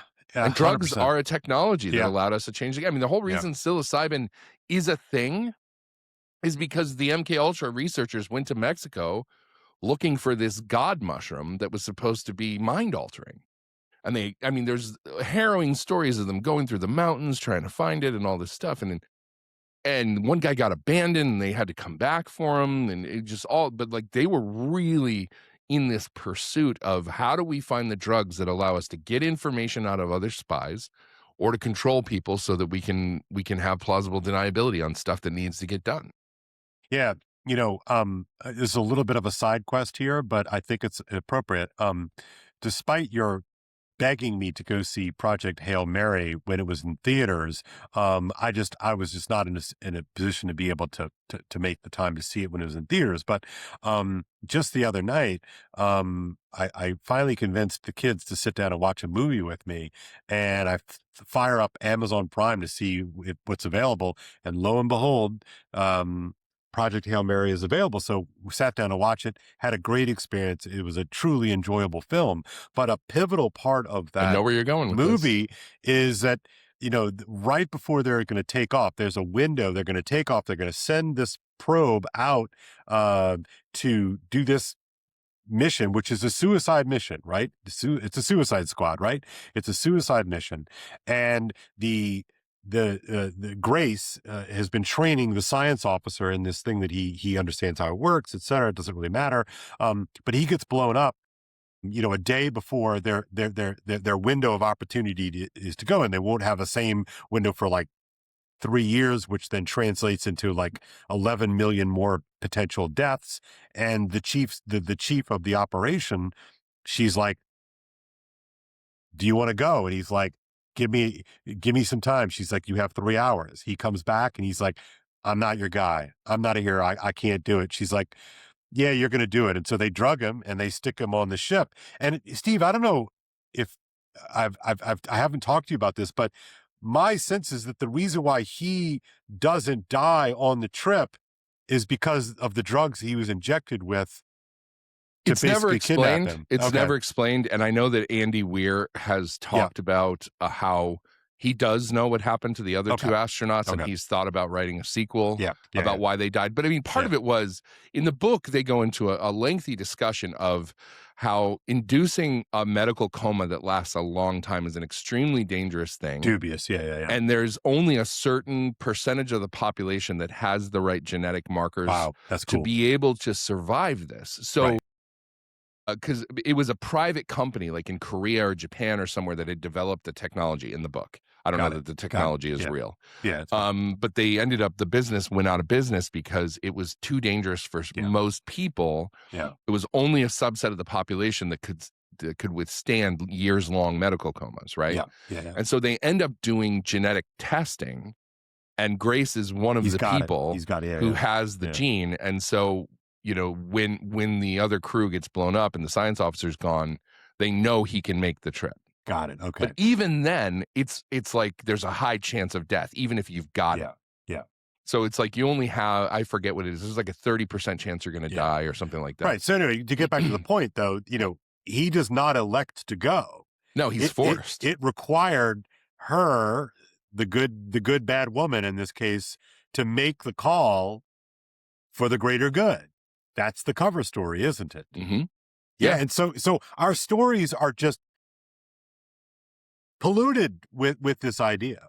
Well, I mean, it's like, what do you do when you run into an impossible situation? Like, how do you make a decision when every choice you have to make is potentially immoral? Like, do you have a moral option? And if you do, is it better to stand on that and let everybody die? Like, I don't know how to answer those questions. And I feel like a lot of classical philosophy and theology will just be like, no, you just can't do the wrong thing, no matter what the consequence of it is. And it's like, well, I don't know. I don't know that that's real. Yeah, and it makes me feel uncomfortable, full disclosure, but at the same time, I can't pretend it's so easy either. Like, I think about the years I spent arguing with people, Thomists, who would be like, lying is so wrong that, like, if you were in Nazi Germany, you couldn't lie to a Nazi at your door to protect a Jew you were hiding in your house, because it's worse to lie than to let them be taken. And like, what? What? Yeah. But I mean, those arguments went on for a long time, and still do, Steve. And I'm still sure. do. But I mean, there was a period of time where I remember everybody was talking about it, and I was like,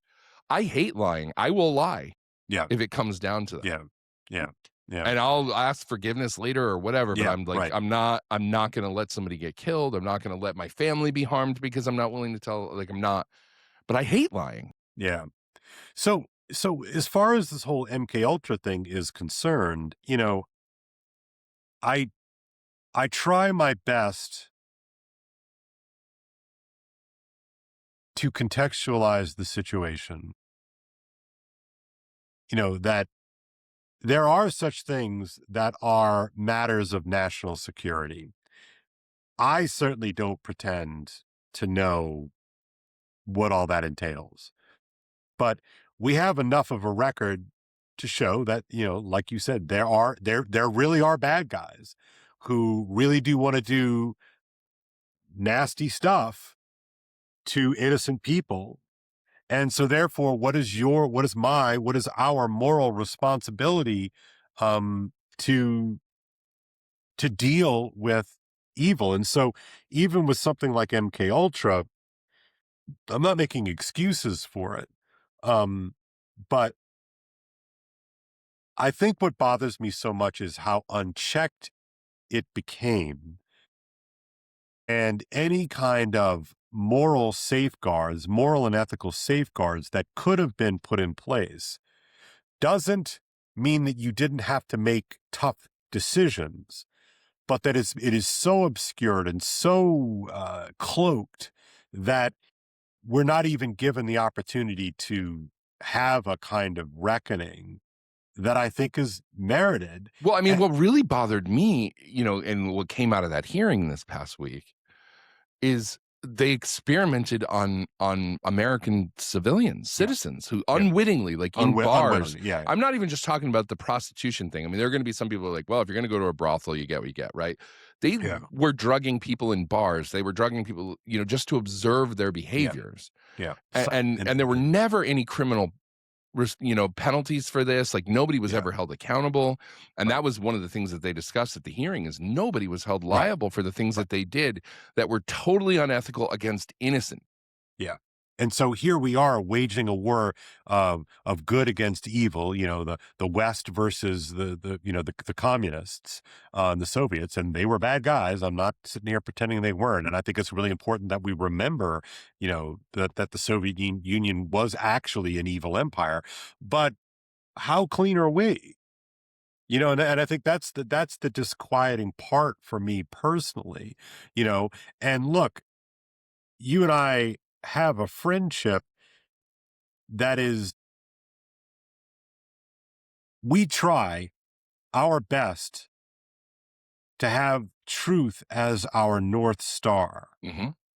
And I know your personal frustrations with your former lines of work, etc., were testing those very limits in the spirit of protecting the tribe.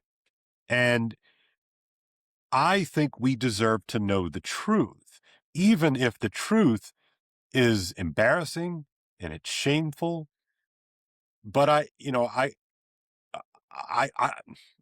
want to stick up and stand up for the truth. And I don't think we've had that. Not even close, I guess, is really my point. And what's interesting about me with this issue is, and I don't know if I've ever asked you about this, but I watched the actual original Manchurian Candidate movie with Frank Sinatra and Angela Lansbury when I was a kid. Like, I was probably 12 or 13 the first time I watched it. It was a black and white. I was around 18, so I think it was made in the 50s or the 60s. So it would have been the 60s, yeah. But remember, they shelved it. Did they? They shelved it for 20 years, Steve. So I didn't know that because I watched it. You could rent it. You could watch it on TV. It was too hot. It didn't get released until, I don't think it got released until the 80s. Okay. Yeah. Maybe that's why, because that would have been when I saw it was in the 80s. Yeah. And I mean, it was chilling, but it was very clear that the Chinese, and I think if I remember correctly, because I haven't seen it in over 20 years, I think it was the Chinese, was it during the Korean War? Yes. That they were basically capturing American GIs and brainwashing them so they could send them home as sleeper agents. Sleeper agents, exactly. And of course, Angela Lansbury plays the American handler for her son. She's so good. She plays it. I mean, our lovable, Murder, She Wrote. Yeah. Angela Lansbury, she plays this chilling mom that is like and broomsticks. Exactly.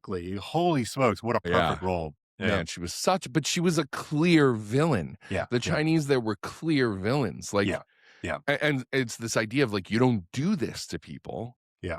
Not, let alone in a traitorous way so that you can assassinate people within your own country and things like that. But I mean, when I was a kid, I thought it was just fiction. I thought it was just really good fiction. Yeah. I had no idea that this was stuff that really went on. Yeah, that's been quite an education for me. That and that's what I mean. When I told you the story of reading this portion of the book, and this I get flipped, like right in the middle of this book, I'm getting flipped. And all of a sudden I'm like, what else do I think is true that is probably a lie? Yeah. And this is why, I think we're able to have the conversations that we have about things like this idea of a UFO legacy program, or the idea that Bob Lazar really worked at S4, but then they tried to erase him because he came out and said stuff he wasn't allowed to say. And it's I can't prove any of that stuff, but I have seen things like that happen. Exactly. Or I've read about things like that happening because nobody got to see it except for the people who are, working on it. But it's clearly they have been doing this kind of thing for a really long time. And even now, I was watching the podcast. Jesse Michaels interviewed Congressman Eric Burleson because Burleson's been trying to get access to facilities, government military facilities where UFOs are supposedly kept. And the Trump administration has been helping him get access. But then he gets stonewalled when he goes places or, whatever. And he was talking about how he went to, I think it was at Pax River, which is where they do a lot of the experimental aircraft at that base for the U.S. And there's a physicist who works there, if I'm remembering the right facility. His name is Salvatore Pais. And he's really brilliant. And he was trying to talk to him about the science. And he's I could kind of follow him a little bit. The guy who is the current head of ARROW, the All Domain Resolution Office, has a doctorate. And so he could follow him. But then they got to the point where he was asking him about certain areas of the science. And he's we're not going to talk about that. And you're why? What is the thing that you're not allowed to talk about? And I can't remember what specifically he was at, but it was a certain aspect of physics. And he's we're just not going to have that conversation. Don't go there. You don't want to go there. Wow. And it's what are you hiding? Yeah. What is it? Right. And part of me, I'm just a nerd. I just kind of want to know, right. But I think the reason why I think it's good to have this conversation in the context of MKUltra is that there's also a value here beyond my own curiosity, right? Beyond my own, Kale just likes to be the guy who knows stuff, which is true. Guilty, but truth is important as well. And I think that's part of the frustrations that we have in following this story, and the reason why we're bringing up the MKUltra thing in this context, or the UAP thing in the context of MKUltra, is that, you know, it's all tied into the same secrecy complex. Correct. Right. Exactly. And it's like, you know, I mean, when you and I were listening to the telepathy tapes in, you know, the winter of 2024. Right. And I remember a night where I remember I was parked in front of this Thai restaurant. It's dark. Yeah. And I'm like, Kale, they totally, I know they kidnapped autistic kids or like took orphans and put them in some psionic program because they're able to develop their activities 100%, you know, for intelligence gathering purposes. And you not even hesitated. You were like, oh, 100%. Yeah. And now, and you were like, then, what? I remember you were like, wait, what do you mean? Yeah. Of course. Like, what are you talking about, Kale? Because at that point, I didn't know that you were that far down that road. And I was like, there's no way they didn't do this, you know? Yeah. You know, and it's ironic because Stranger Things, you know, presents this, and they even call it in the show. They call it Project MKUltra, exactly, which is fascinating. But it's like, well, that's fiction. It's sci-fi. It's, you know, it's crazy. Whatever. But what do we know about sci-fi? What do we know about Hollywood? This is what we talked about last time, isn't it? Yeah, right. It's like this controlled disclosure of secrets. Yeah. Or they've heard these stories and they decided to put it into fiction or whatever else. But I mean, since then, I've seen people online talk about, oh yeah, I was in one of these programs. Or there was this guy, I cannot remember his name, who had an entire Air Force career, was pulled out of school, all this stuff. He had no memory of his second life. And then it started coming out when he was in his 40s. Wow. And he had been, you know, been taken out of school for certain kind of testing and been brought into some program. And when he started digging in, people were like, yeah, you were always gone. And he's like, I don't remember. Oh, man. Oh, you gotta I find wish that. I could remember his name. I need that. I need to see that. Yeah, I'll have to look it up.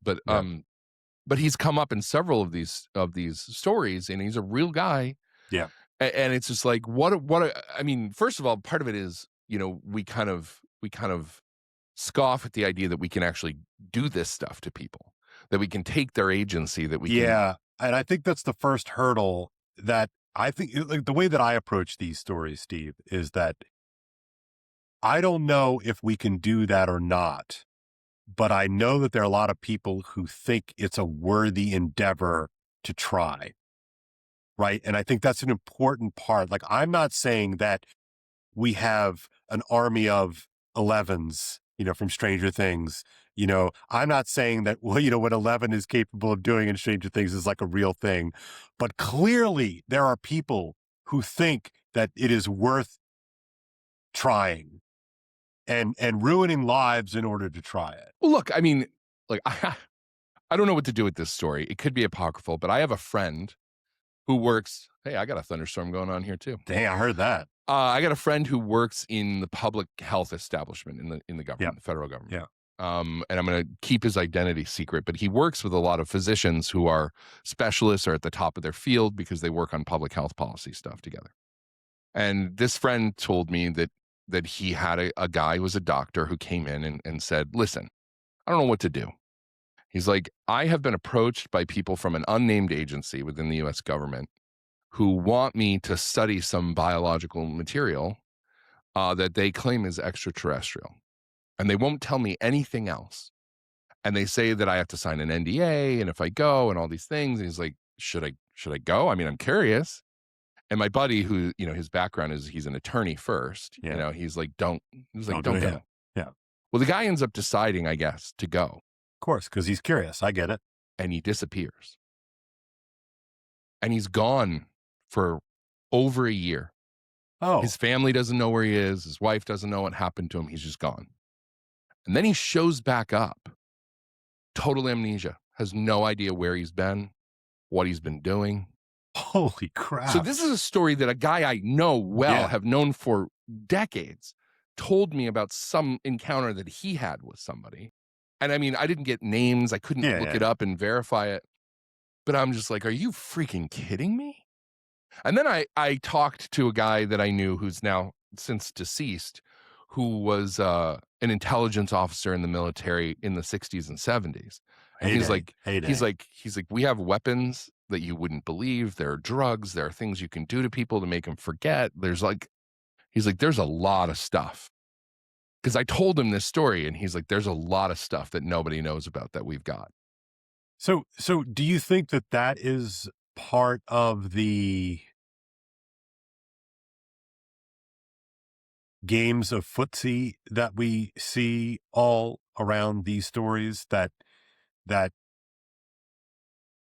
they're such powerful and profound things that we have? Let's just keep it in the realm of technology for the time being. Havana syndrome, directed energy weapons. Like, how many years have we been hearing from CIA operatives and people who were attachés at military bases in certain locations, and they had anomalous symptoms that they couldn't make sense out of, and damaged for life. I remember it got to the point where it was on 60 Minutes. There was a CIA analyst, and she was crippled by these things. Yeah. And the government just kept saying that they're not real. Not real. And now in the last year or two, it's come out that, not only are they real, but we have a discombobulator. We use them. Yeah. We got one, off of the Argentinian Radio Shack or wherever the heck we got it from. I was like, I don't even know where we got it. It was almost, like, the impression that I got is that we captured one of these weapons from a country that uses them and reverse engineered it. And now we've got them. And you got Trump out there talking about the discombobulator. But when you hear that story of the Maduro raid, we incapacitated all the soldiers before we even fired a shot. Yeah. What does that? No, it's nuts. I mean, it's again, in terms of like normie epistemic closure, it's not possible. Right. And yet there's enough breadcrumbs, there's enough secondary evidence to suggest that there's something. Yeah, we've been told these stories about what's possible and what's not. Right. And we've bought it. Yeah. And then, you hear Trump saying things like, we have weapons that nobody's ever seen and you wouldn't believe. We could end this war right now, but we don't want to do that because of the, what it would do. Or whatever. And it's like, what are you holding on to? Yeah. And you hear guys like, Matthew Brown, who's one of the whistleblowers who worked at the State Department. And, he said that we have been lied to about science. Like, we've been given impartial and false science so that we don't know the things that we're actually capable of. I mean, this calls to mind Eric's chatter about the classification of physics itself. Yeah. I think about that constantly. Yeah, me too. And when I saw, Dr. Pais saying this to Eric Burleson, because there was a video of him actually saying it, and I was just like, it's the same thing. Like, they know something. There is something that they have unlocked that is so dangerous for some reason that they are doing anything they can to keep people from finding out what it is.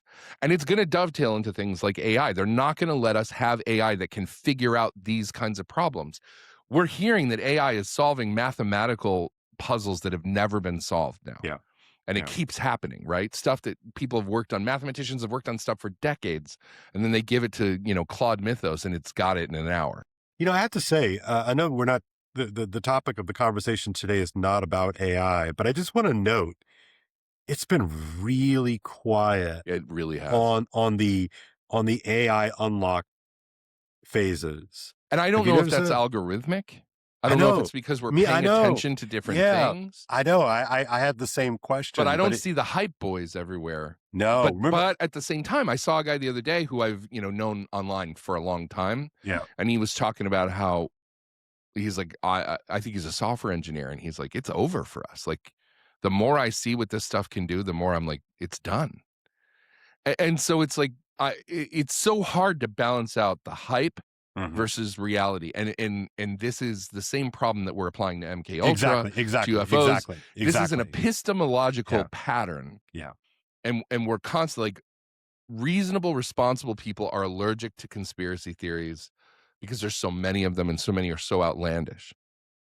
And honestly, Eric Weinstein is, because of the level of intelligence that he has and that he brings to this, really helped me to kind of like crack that door open a little bit, Yeah. because he's like, no, there really are real conspiracy theories that sound crazy that have been proven to be true. Right. And some of them were things that I knew, some of them were things that I didn't. Things like, the Tuskegee experiment, or, different stuff that have been done. And you're like, holy crap, you actually did this stuff to people? But again, when we were kids, Steve, this was all like fringe lefty stuff. Well, it was locked behind the hagiography about World War II. Like, that's right. Like, if there's an American dogma, it's that we were pristine and pure, and we were the forces of righteousness, and they were the forces of evil. We were the reluctant good guys who didn't want to get in, but once we got in, we did amazing things in order to win, right? And again, none of this requires you to say that the Nazis were good. None of this requires you to say that the Soviets were good. They were not. They were not. Please hear what we're saying here. But this white hat, black hat, simple frame just isn't the way the world works. Well, and every thriller and every spy movie or whatever that you've ever watched shows you the dichotomy. Every crime procedural, when the bad guy is willing to shoot a good guy and the good guy puts down his gun, the bad guy keeps winning. Right. Put your gun down and kick it over. And you're always like, don't put the gun down, because he's going to shoot him anyway. And so you think about the execution of an actual war, and you're like, no, the good guys don't put their guns down. Right. And boy, we really want to pretend it's otherwise. And I don't know what, look, I don't know what to do with that, man. Me personally, I don't know what to do with I don't either, this. because what do you surrender either way? Like, what do you surrender if you're willing to do what it takes? Or what do you surrender if you're not? Right. Right. Because, hovering over the conversation for me, and I think for you too, it's just like your soul, right? This, like it matters in some kind of like mysterious way, that how you live and how you die are of vital importance. Like, it's not something you can just brush away as and in the end, we're all just worm food anyway. But but good people who care about that are still content to outsource the bad things to other people who are willing. Like, we get to sleep at night because there are people out there who are willing to torture people to find out if there's going to be a terror attack on America's 250th birthday and stop it. Who knows? I mean, I was waiting all day that day for something to happen because it's the perfect day. And if it didn't happen, I don't think it's because nobody who's, willing to commit acts of terror. We got lucky that day, Steve. Didn't think about doing it. They were too busy doing their laundry. Yeah, it's like, no, somebody found out whatever might have been going on and didn't let it happen. Right. And that happens all the time. And how do you find out? Like, how do you get that information? I mean, we've had our movies about extreme rendition and things like that, but it's like, we can't torture people, so we outsource them in the countries that can. Right. Classic Dulles move, by the way. I mean, he pioneered that stuff. And it's where legalism gets you. Yeah. So I don't. We're in this weird time, though, where for whatever reason, the veil of secrecy seems to be growing extremely thin. And I don't know if it's technology. I don't know if it's, social media. I don't know if it's just harder to keep secrets, or if there's some other reason why it's coming unglued, or I don't know if we're getting an illusion that the veil is thinning, but it's actually not. Yeah, I think about that too. Also don't know what to do with that. But again, we are trying to speak up out loud publicly as, I don't know, like as a sort of this is how we try to conduct these conversations. And I think these conversations are super important to have. Well, why, Steve, why do you think this kind of conversation that you and I are having right now, like why is this important for you? Well, I mean, I think, I think a lot about what drives me, my life having been reconfigured in such a radical way. And like, what is it that I still take meaning from in it? And what is it that I'm trying to pursue? And it's like, there's this radical need to interrogate reality and compare it against experience, because reality is all we've got. And it's to go back to the old metaphor that we've gone back to so many times, it's red pill, blue pill. Like Cypher eventually goes back into the matrix, because it's better to live in a comforting illusion. It feels better to live in a comforting illusion than to live in a crappy reality, right? Right. That's basically what drives him. Yeah. It's not disloyalty. It's not that he hates the cause. It's that he freaking hates living on that ship, eating slop, having to fight all the time, being hunted constantly by the drones. And he's like, no, I'm going to go back in. I will make the compromise so that I can at least believe that I'm eating this steak. Yeah. And so there is, I think for people like us, there is this constant need to understand reality, but then at the same time, how many times do we go, I don't want to know? Like it's comforting not to know. And I don't want to let myself slip into that dream. And I don't know why. Yeah. Because I don't know what I get out of. Because we have every incentive to the contrary. Yeah. I don't know what I get out of not being willing to slip into the comforting dream. I don't know what I get out of, protesting things that I believe are wrong that have happened, when it all it does is cause me hassle. Like I don't know why we feel the need to keep doing that. Do you feel for you that it's some kind of moral intuition? I think so. Yeah, me too. And that's what I feel. I mean, I also have, I'm on the shallow end of the spectrum, and there's the most common autistic trait is this obsession with justice and with factual correctness.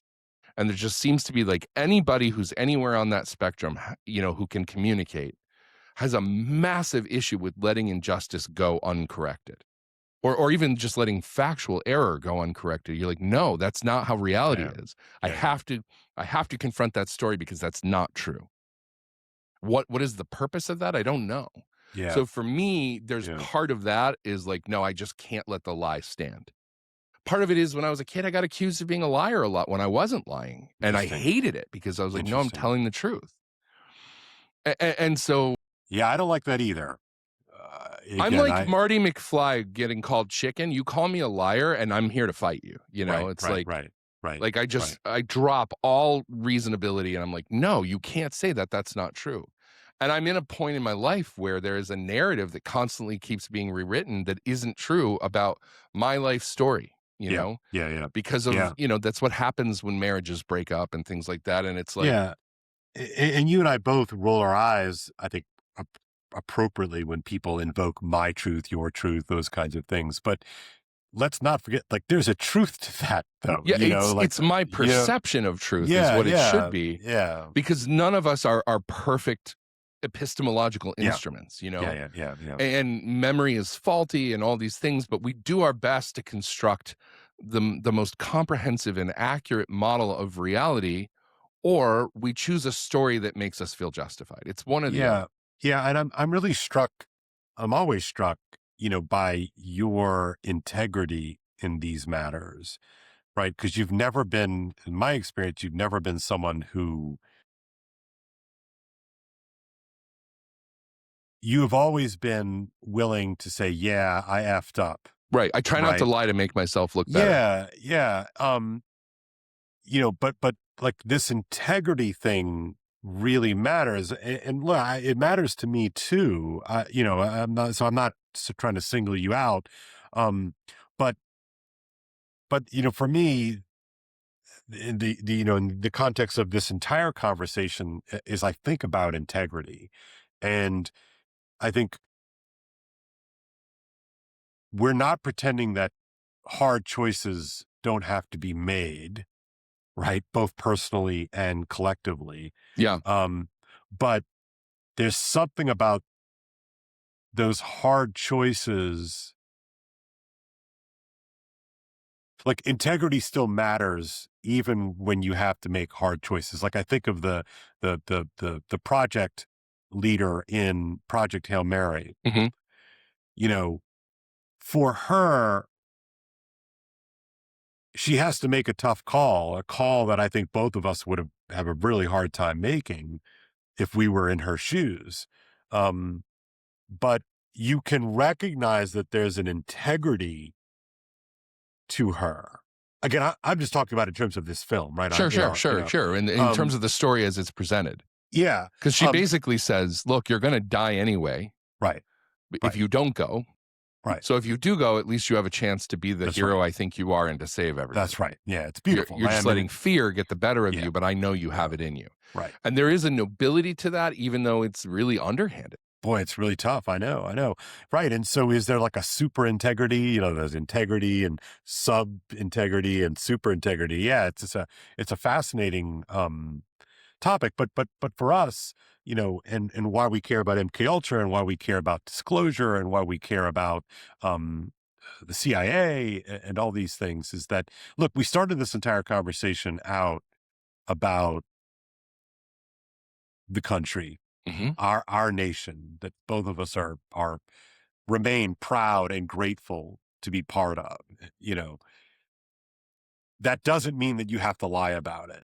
Yeah. I mean, we've got skeletons in our closet. Yeah. And then the question, I think, becomes when these dirty deeds are done to keep us safe, and maybe you can make the argument that they have to be because there are other unscrupulous actors who are certainly willing to do things, you know, that morally and ethically you and I would object to. And so it's like, how do you counter that if you're not willing to go there?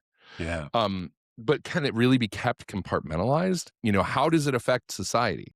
Right. You know, what is our societal relationship with the truth and with reality? And so often I feel like we get pushed into situations where an honest man can't win.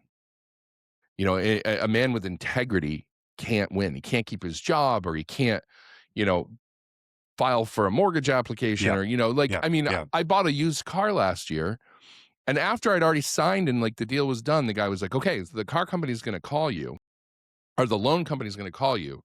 You need to tell them this, this, and this about your work and about what you do. And don't tell them this. Yeah. Because otherwise they might pull the loan. And I'm like, you're putting me in a position now where I've already put money down. I've signed paperwork. I've done all this stuff. And you told the loan company a different story than you told me. Like, do I tell the truth? Yeah. Right. Do I not? Do I go along with this? I know. Because now it's going to cost me, you know, thousands and thousands of dollars if I don't do this. And so what do you do? And, you know, luckily they didn't ask me those questions, but it's like, but if they had, I probably would have gone along with the story, because we've created this system where like an honest man can't win. Yeah. What is it? Is it Diogenes, you know, looking for an honest man, and so he carries around a torch throughout Athens in the middle of the day. Yeah. I think about that story all the time, you know, and I sometimes think that that's sort of part of the lore of this show, you know, is that one of the things that motivates us is, you know, the search for an honest man, you know, metaphorically speaking here. And an honest accounting of the reality we live in. Right. Because I think it's gotten buried under so many layers of myth and social detritus and all these things. And it's like, I don't know, it really diverged. I mean, I remember it was probably, I was in my 30s when I really started realizing, like, wow, we have really turned World War II into, you know, a story about the saints. And it's like, it's not. Like like you couldn't question whether it was right to drop an atomic bomb. Right. And be a conservative. Be a political conservative. And it's like, you know, and I absolutely understand the calculus of why, because I understand Japan culturally, and I'm like, they never would have quit. I know they wouldn't. But it's like, but you drop a bomb on a city that wipes out 40, 50,000 people, you know, to say nothing of the fact that even before we did the 2 atomic bombs, we were dropping firebombs on Dresden and Germany that actually killed more people. Yeah. But I mean, as a man at this age, last year, I went to the Dulles Air and Space Museum, the Stephen Udvar-Hazy Air and Space Museum, not the one downtown. Yeah. And I've been there multiple times. But this time I remember I stood there and I was looking at the Enola Gay. Yeah. And I just felt the weight of how many lives did this plane take? Like, you know, the guys who were sent on the mission didn't even know what they were doing. They knew after they dropped the bomb and they saw what happened. I think only maybe the commander of the mission knew, but like the guys who actually had to drop the bomb didn't even know what they were dropping. Thought it was just an ordnance. Yeah. But they looked back and they saw the explosion and they were like, oh, wow. But it's like, but I just had this moment where I got really choked up. I'm like, this thing is sitting in a museum and it's just a piece of machinery, but it was used to wipe out tens of thousands of people. And it just hit me almost like it was carrying the weight of that with it. Yeah. Physically. Yeah. Yeah. You can sense it, can't you? You can, if you're sensitive to it, but you have to be sensitive to it. You have to open yourself up to that. And so when you're constantly looking for the truth, I think you will find more of those things. Yeah, I'm not sure if I would recommend it, but here we are. Yeah, that's the thing. Yeah, like, I mean, yeah. Yeah, it can be very, very hard to live with. It can drive you crazy, or it can make you really sad, or it can, especially because you don't have the power to change it. There's nothing that you and I could do to stop anything that's happening. If MKUltra is ongoing right now, there's not a damn thing we can do about it. So, yeah, 100%. But, me, like I'm a story guy, and I never think a story is just a story, as I like to say. And I believe that the world, God presents the world to us. Like, I think the world is fundamentally symbolic, and it's interconnected in radical ways that we can only barely perceive. And so even thinking about feeling the Enola Gay, like in person, decades later, tuning yourself into that frequency. And, again, this doesn't have anything to do technically with the Enola Gay or that, but you can see the way in which we are confronted with those disconnects. We're confronted with the ease of being fast and loose with one's integrity. So that in those decisions in our lives that we can affect, I'm a teacher. What if I have a kid who comes and is like, oh, Mrs. Eldon, I need this grade. Well, like my first reaction is like, well, you get what you get. And then, what if there's a situation where I'm gonna have to take out the eraser, and maybe I have to take out the eraser. Maybe I have to change a grade, but it would be silly for me to pretend that lie doesn't come at a cost. You mean like in a situation where you have to protect somebody from from a familial consequence or something? Right. Yeah, something like that. And again, it hasn't happened. I've been very fortunate, but we can't do anything about MKUltra. Like we can't do anything about disclosure. We can't do anything about the atomic bomb. But I believe that these things present themselves to us in such a way because we have a sphere of local influence that is consequential. Well, I mean, look, there's something I've been obsessed with since I started doing a theology degree in college. Yeah. It just really hit me as profound. And I think it goes hand in hand with your symbolic world. It's the sacramentality of things. Yeah, the idea that an object can be imbued with power. Yeah. I mean, look, when you were talking about the Enola Gay, that was exactly where my mind was going. That's kind of the dark side of sacramentality. Yeah. We think of sacramentals, we think of holy water or rosaries or the Eucharist or relics or, whatever. And then they have this power. People go to Lourdes and they get in the water and they get healed. Yeah. But there are dark objects of power in the world. Yeah.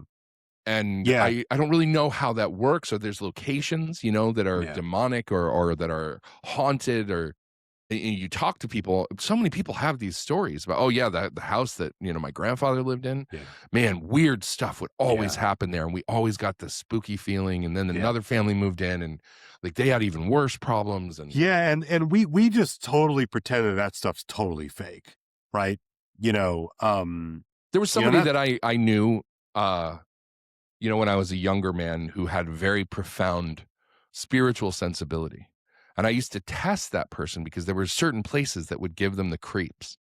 you know, and sometimes it would turn out that the next day I would drive by that same spot on the road and I would see that there was a little cross in the woods, you know, or maybe what it would be is there would be a particular house. And so I would distract them the next time we drove by. So they'd be talking to me. Yeah. And they would still shudder. You're funny. They would You're still funny. shudder right in front of that house, like involuntarily, like, you know, and I'm like, what is it? I don't know. I just got a creepy feeling. And it's like, that's the same freaking house. Dang you it. did that in front of last time. Like You're there's passing all my something there. tests. And some people can really pick up on it more than others. You know, I mean, it's like, you know, we talk again, the UFO thing, for whatever reason, winds up staying in the middle of all this stuff. Yeah, because it really does. People who are experiencers tend to be experiencers in multiple categories. There's something different about them. The veil is thinner for them, and I don't know why. I don't know how it works, but it seems to work. Well, yeah, look, I mean, the world is just stranger than we're comfortable admitting. You know, look, I think this is all the chatter, you know, about enchantment and disenchantment and dark enchantment and light enchantment. I mean, I think that it gets very buzzwordy, but there's something real. But there's something real there, right? Yeah. And I think that's part of why I care about it. I mean, look, as far as the UAP thing is concerned, you know, what really flipped for me were reading the accounts of experiencers. You know, I mean, like for me, like the tech is kind of cool, like, you know, but it's like these weird experiences that people have. Sometimes they're good experiences and sometimes they're bad experiences, but I just found that really compelling on a human level because, you know, we know people who are like, look, you just told us that story. You know, like these like super sensitive people, these like super feelers or super smellers or super tasters. You know, I mean, we have these things that doesn't show up, you know, when you put the ruler next to it. Well, look, you know? I mean, I have an almost sixth sense about people. I don't know how it works. Yeah. But I can get a read on somebody in 10 or 15 seconds, and I know usually in that amount of time, even with a limited interaction, if this is a good person, if it's a bad person, if they're hiding something, like, and I don't know where it comes from. And I used to think you're nuts. And then it just got proven right so many times. I'm like, you know, I'm just going to trust it. I'm just going to roll with it. Yeah. And I'm open to being proven wrong. I won't treat somebody badly because of it, but I file it away in the back of my head of this person gave me a deeply untrustworthy vibe, or this person gave me a really good, I can trust them vibe. And it almost never winds up not being correct. Yeah, and it's funny, it just in the span of our friendship, you know, you don't always know what it is, but you know that it's something. It's a fascinating, you know, I always take it very seriously.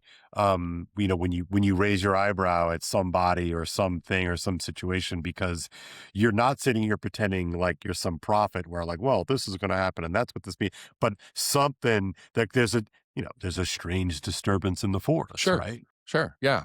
Yeah. And it's weird because it's, unless somebody knows you and trusts you already, they're like, what are you talking about? Like, no, that's well, not you real. learn to mask. I would imagine over the span of your life have learned to mask so as you can do your best to pass as normal. Because the cost of not being normal is real. Well, and it's extremely difficult to explain things like that to somebody who, you know, has to trust you, you know, a sibling, a spouse, a family member, whatever. Yeah. But it's like, but at the same time, they're like, do you really? Like, how can you know that? You know, I've even been asked, is this just your intuition? Yeah, I mean, is this your intuition or is this just, you know, something else? Because that, you know, because it's like, what do you say about that? Well, I mean, sometimes I know it's intuition and I'll be like, it's intuition. And then if the person knows me well enough to be like, all right, I'll take that into account.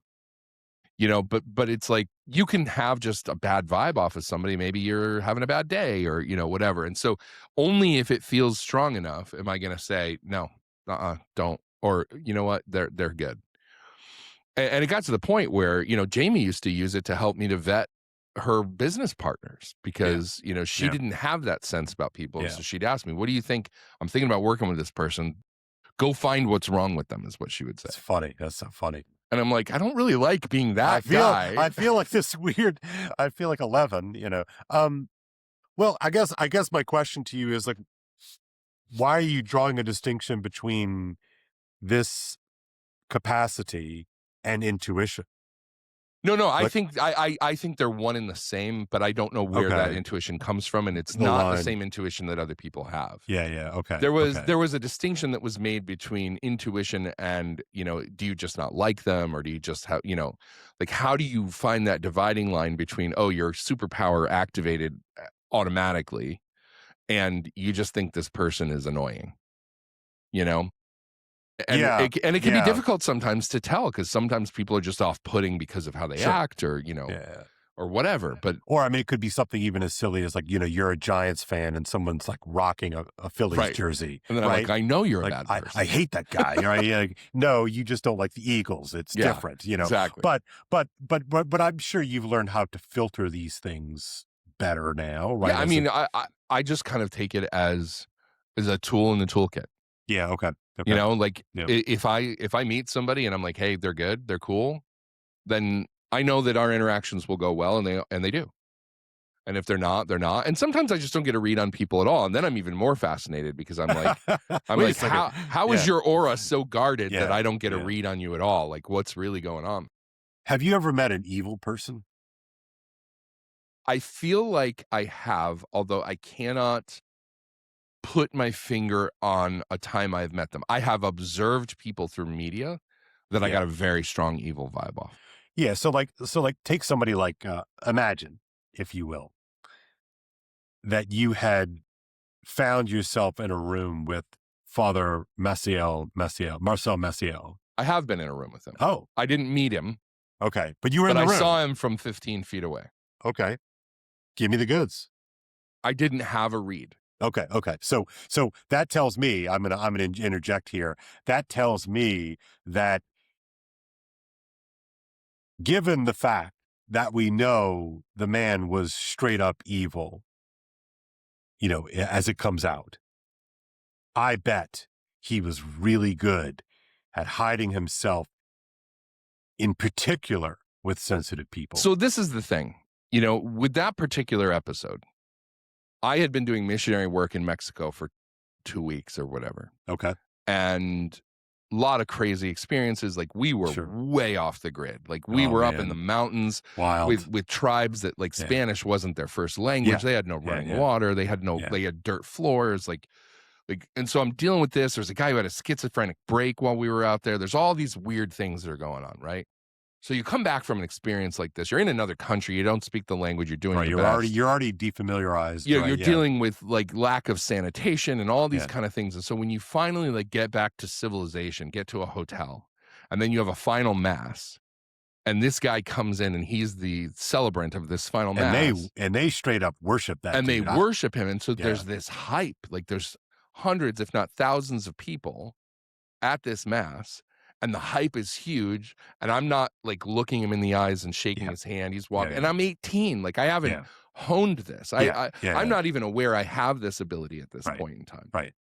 So it's a very different circumstance than what I would have if he walked into a mass now and I Yeah. was there. Yeah. Like, I would probably pick up on it really fast, but it's something that kind of develops over time, where you begin to notice, oh, when I meet people, this happens. And then you begin to notice, did I get it right? Did I get it wrong? And it develops into something. Yeah. But all this stuff, and the sacramentality of things, and the energy that it's imbued in things in weird places. And, I worked for a guy who was not an official exorcist, but, he had the authority from the bishop to do deliverances, because he was dealing with people in cults that, rural American covens are real things. And I saw, crazy stuff, and I experienced bizarre things. And it's like, this is why I could never be an atheist.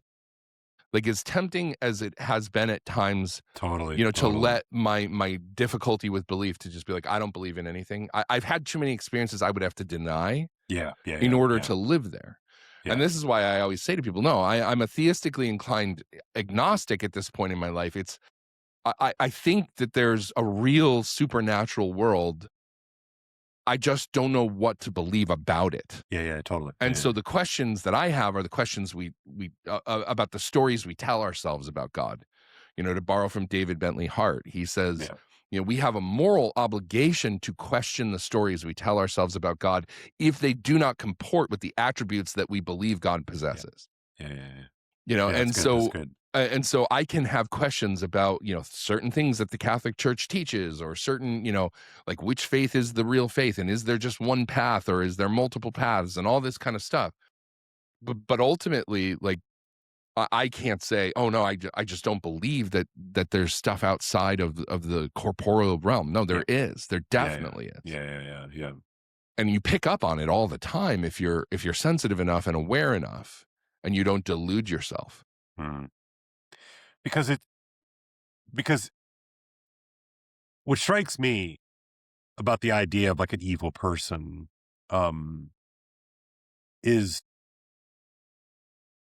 you know, I'm not a Manichaean, but I get the temptation, because if you meet someone who's like genuinely a good person, like in a profound way, is like a good person, you have to also recognize that it can be faked for a fairly large chunk of our fellow human beings. Yeah, most people don't see through it for whatever reason.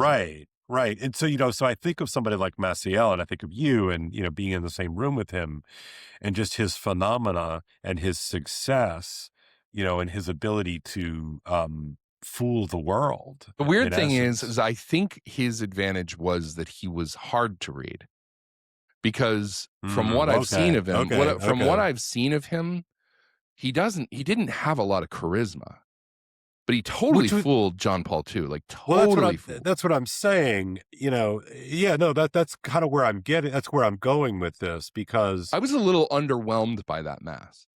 But I think I can't, like, you're a little bit of a tall poppy here. You know, I think you're under indexing his, and we're using him here as an example. Sure, of course, because he's obviously evil. Yeah. For the people who don't know who we're talking about, Father Marcial, I always mix them up. Yeah. The founder of the Legionaries of Christ, who turned out to be one of the worst, most abhorrent sexual predators in the history of the church, not just to his own seminarians, but to children that he fathered in secret and then also abused. To his children, right, that he also abused. And then refused to repent on his deathbed, refused an exorcism, wouldn't confess his sins, just died evil. Yeah, and was ultra successful in establishing an order in the wake of the Second Vatican Council that was just going gangbusters. It used superficial trappings of orthodoxy to lure in good Catholics who were desperate for a version of religion that felt like it matched up with tradition, with the religion they remembered. Right. Which had all gone away. It was basically a honeypot to lure people in. Yeah. For their money and for the ability access to abuse to them. And they were the fastest growing order in the church when I was in high school. Right. When I was involved. Yeah. So, I guess, why am I talking about this? I'm talking about this because, or I'm asking you about this because evil can game good, right? Like a person who lacks a kind of moral ballast or a moral grounding can ape outward expressions of the good, either through like active dazzling or with what you were just talking about, kind of like interestingly underwhelming. But it's a play. It's a move. You know, if you follow, like they're the moves that are obvious. Like, look, if you've ever You're been saying the right things, you're doing the Right. right things, but something about you doesn't seem to match. Right. Because if you've ever been in a room with an actor, like a good actor, Mhm. even like a fairly decent actor, like they are charismatic. Like they really are. Like it's something. For a certain type of actor. There are other types of actors who kind of like totally just recede into their parts, and they have like this almost ability to possess themselves. It's very interesting. You know, they're very low key and quiet in person and underwhelming. But there's certain performer types that are just like, you know, the stage actor type who's just like, all eyes on me. No, look over here.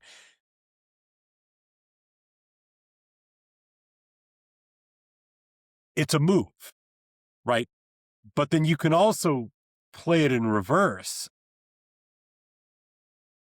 You know, because sometimes the best move is to hide in plain sight. Well, you know, it's weird. You asked me if I've ever met an evil person, and I can't put my finger on one, but I mean, I've had 2 experiences now that I've had a minute to think about it in the past week or 2 where I have seen there were 2 different men in 2 different grocery stores. The first one struck me because he had dead eyes. I even tweeted about this. Yeah, I remember that. Like there was something about him. I walked by him as he was walking in and I was walking out. I mean, he was a redneck, like plaid shirt, you know, work jeans, boots, hat. He was taller than me, which was surprising because you know, I'm 6'4". Yeah. And he was with a woman and they were coming in and they were talking, but something about his eyes were just dead in a way that was creepy as hell. Yeah. And I could just feel like there was something wrong about him. Yeah. But you know, what do you do? It's a I'm walking by you kind of read. Like, I don't know what to say about that. Yeah. And then a couple days ago, there was this guy I saw at a grocery store, and there was something that he was on the phone, and he had the appearance of somebody you would cast as a disgusting, creepy henchman as it was. Oh, interesting. But there was something about his laugh and the way he was talking on the phone, and I'm like, I just had this overwhelming feeling that he was a depraved human being. And again, can't test it, can't prove it, but there was just like 100% certitude he was a bad dude. Wow. And probably didn't have the power to act it out in any way that would have been more than just being gross in his personal life and in the way that he treats women. I got the feeling he was a very lecherous guy, all this stuff, right? Yeah. How do you read that? I mean, I'm not as pure as the driven snow, but this is the kind of guy that would just like not even think twice about, you know, just going to the grossest strip club and like whatever. Like that was the feeling that you get. And maybe part of it is pattern recognition because you've met those kind of people and you know the kind of stuff that they do.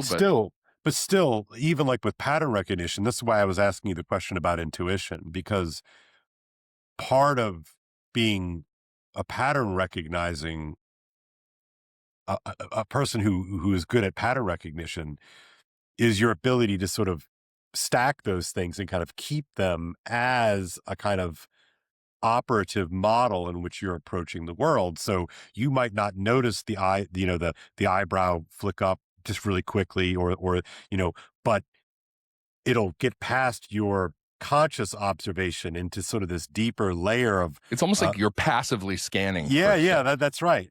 But what occurs to me as we're talking about this is the guys who are running MKUltra, they were looking for people like I'm describing because they knew those were the kind of people they could manipulate. That's right. And so imagine having the ability to notice those patterns, but you're not using it for good. You're not using it to avoid trouble. Right. And that's why I'm trying to. Okay, I wasn't sure if that's where you're going, but yeah. And don't worry, I'm not going to ask you about lizard people. But I haven't met any lizard people that I'm aware of. But I'm not going to ask you about lizard people is what I'm saying. But I'm fascinated by these people. You know, again, I've spent the last 3 or 4 days doing a deep dive on Dulles. And, just like the fact that he existed and the fact that he was able to do what he did is just chilling to me. Well, and there's something deeper here too, because I would say that this intuition that I have has nothing to do with a person's politics. Right. Oh, yeah. Or with their beliefs or with anything else. Like, I mean, there are people who are far left that I admire and respect because I think they're decent people. Yeah. I think they're wrong about stuff. Yeah. And then there are people on the left where I feel like, like their crazy transgressive ideologies have ruined them as moral agents. And you see that too. Yeah. But then it's almost like they're more of a victim of something than that they're evil, So it's weird because there are people on our side who I don't trust at all, our side. Yeah. And then there are people on the other side who I'm like, no, like Eric Weinstein. I mean, he's a lefty, but I actually think he's a fundamentally good man. Yeah. Same. With all of his blind spots and all this sort of stuff. Sure. I mean, we're not in the business. But I mean, we all have those. We all have those. Exactly. The question is, like, are you acting in good faith? Are you really trying to like be true to reality, and are your beliefs an attempt to correspond to that? And are you trying to live a decent life? How do you treat other people? Do you have magnanimity? Do you like, are you cold and callous about hurting people, or do you actually care about it?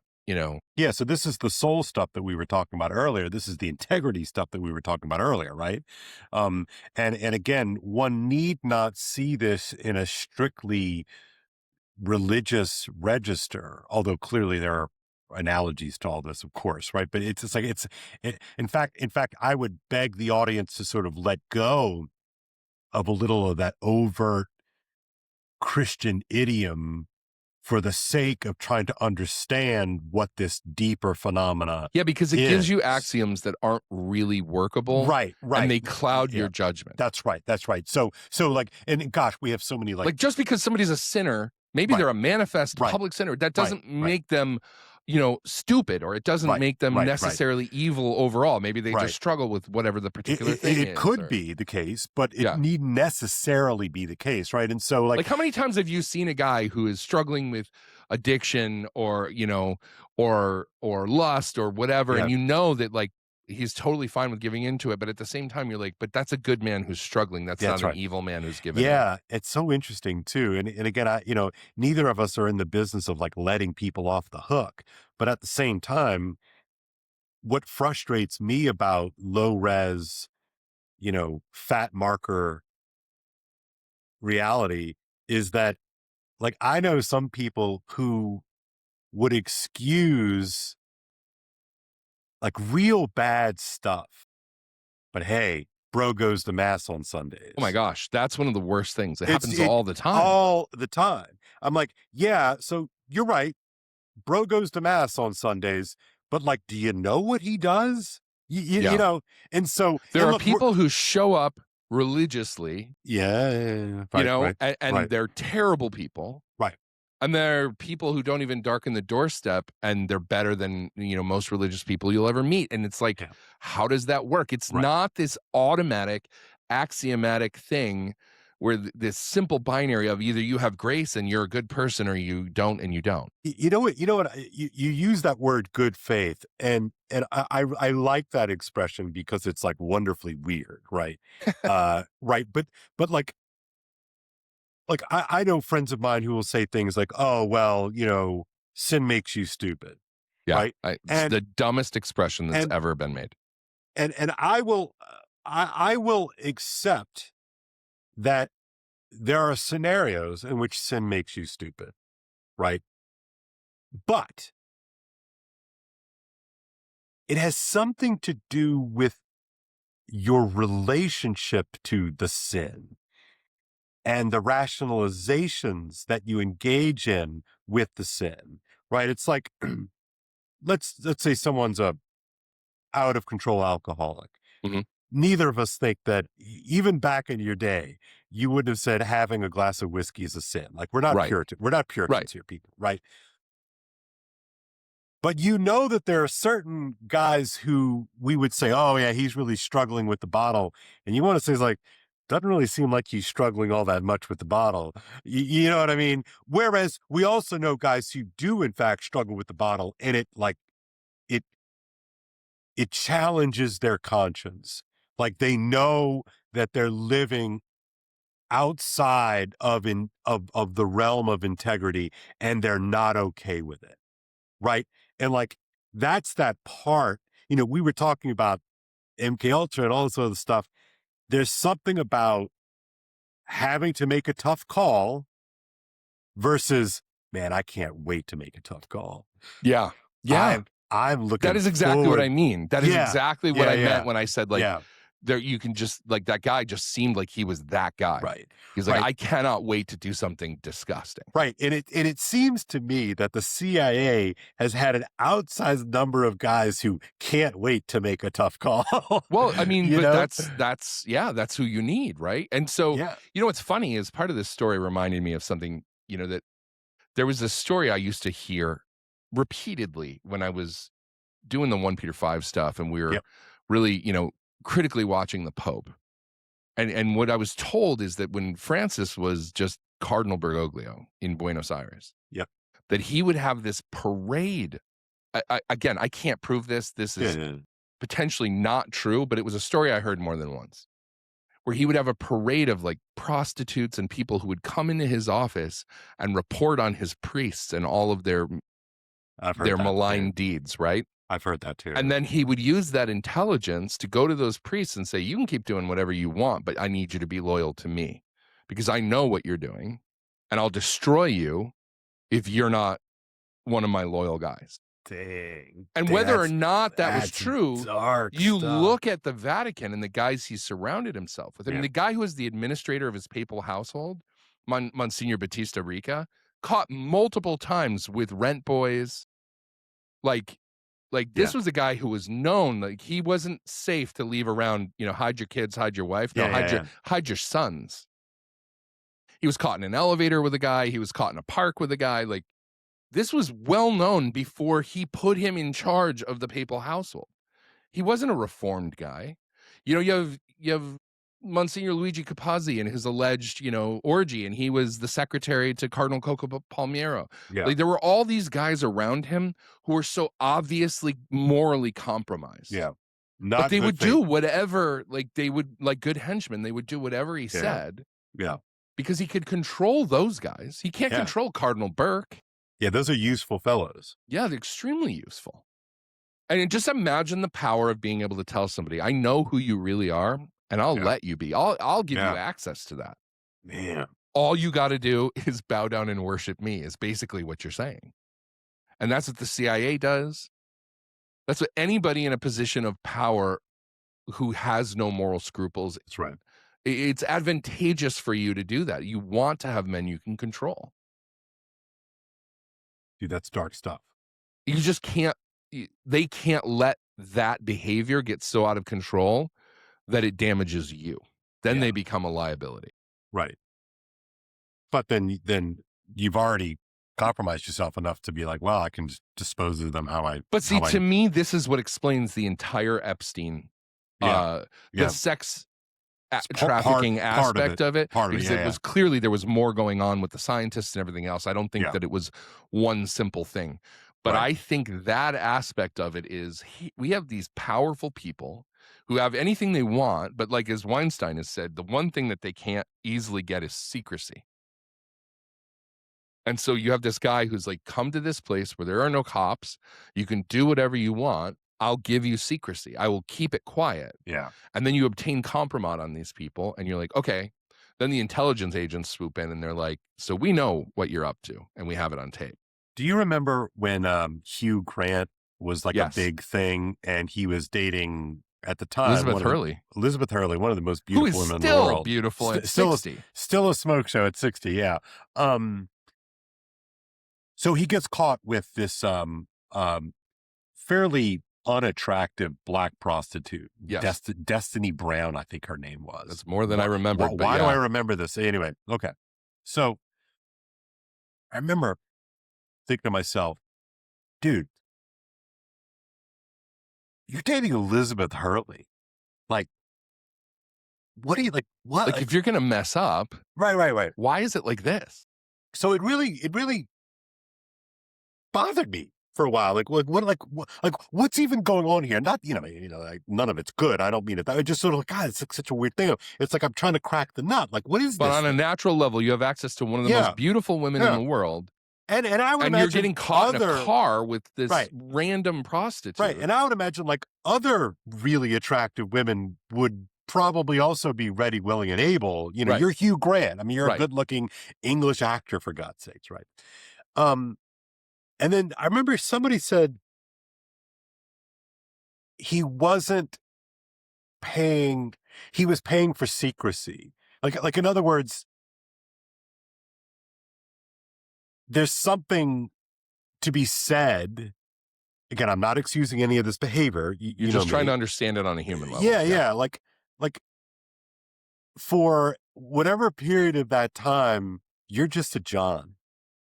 You're not Hugh a Grant. famous actor. You're not Hugh Grant. You know, you're not attached to Elizabeth Hurley.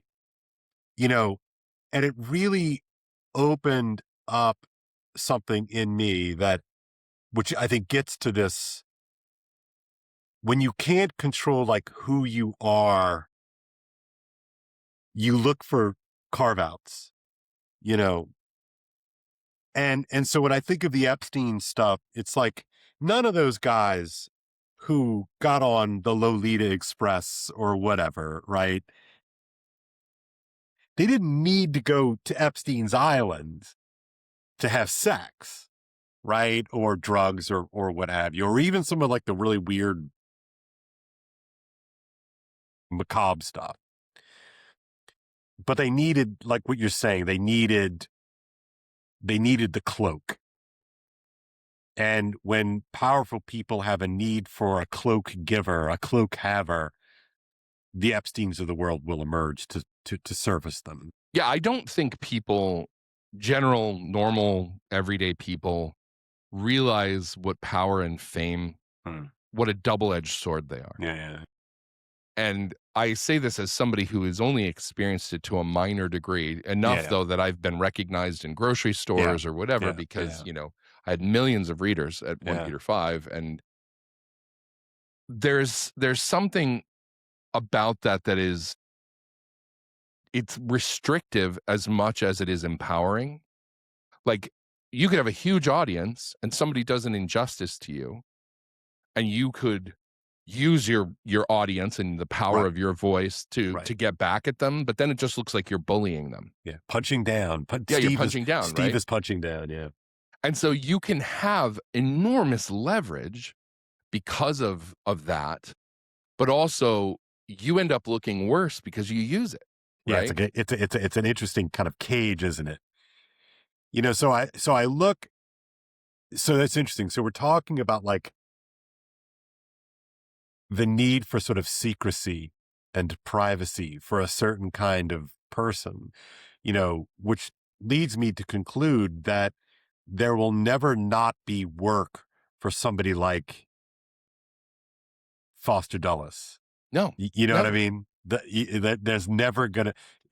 There's always going to be a market for it in some interesting way. And, you know, I have to ask the question, because we didn't go here, because neither one of us is so immersed in this that we know all the stories of MKUltra and everything. Like, we've read enough, but I mean, I've been thinking for, over probably 2 decades now, that almost every time there's a mass shooting, you find out that these people are on a cocktail of pharmacological, like antidepressants and, you know, whatever. And it's like almost all of them, Steve, almost all of them. And, you know, you have the Vegas shooter that we never found out what the hell happened there. You have you have what happened with, you know, the dude, Thomas Crooks, who tried to kill Trump in Butler. Like, where did that story go? Why didn't we ever find anything else about it? Why was his apartment professionally cleaned? Why were there guys from the FBI, cell phone records going to and from his apartment? Like, what there's so many of these stories. And I really wonder how often this stuff, this MKUltra stuff, is being used for things like that. Or I agree. I would add, or they're just experiments that left the lab.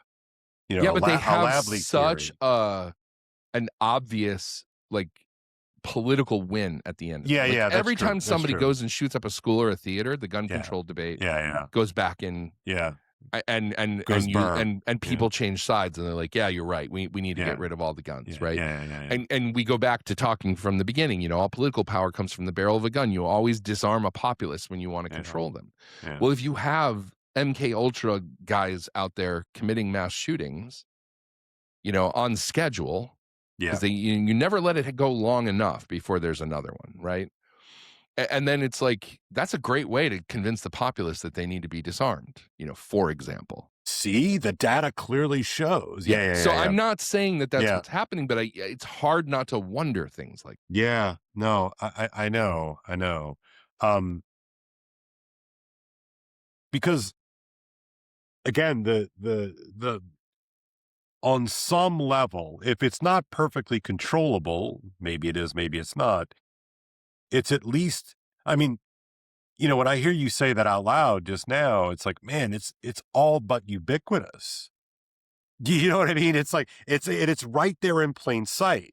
Like that's what's so striking to me. And it takes two cranky guys like us to sort of start talking about it. And all of a sudden you're like, well, wait a second. But I mean, it wasn't that long ago that there were like shooting clubs at schools and kids would go on the public bus with their rifles to school. Like, that was normal and nobody was ever having that. I mean, it was normal all the way up. Columbine is really what changed it. Even, well, yeah. I mean, even, right, I was going to say, even into the middle 80s, like we had a skeet shooting club and guys stored their shotguns in the common room. And like, it's literally. Like you grow up in an area where hunting is popular. Yeah. I mean, you see it there. I mean, it's I don't know, man. It just like all of a sudden something changed and suddenly mass shootings were all the time. Yeah. And before that they weren't. What's different? But it lines up with, when does MKUltra kind of go away? Yeah, right. Late 60s, early 70s? Early 70s, yeah.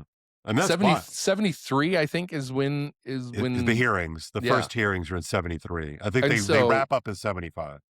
And so then you who knows where the program goes after that, and then a couple decades later, all you're getting are mass shootings. Yeah, but don't worry, it all stopped. Right? I mean,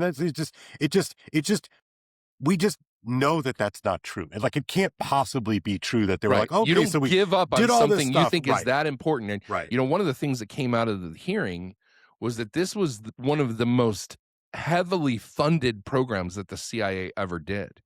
Like, you don't pour those kind of resources into something that you just like, well, we tried. My bad. Yeah. Going to throw some things against the wall and maybe some of them will stick. Especially with all the development, the subsequent development of psychedelics and all the things. Like, I mean, think about this, Steve. There was literally a time in which SSRIs didn't exist, right? There was literally a time, like I guarantee you, until we were in like 8th grade, that not a kid in the classroom was on a pharmaceutical. Yeah.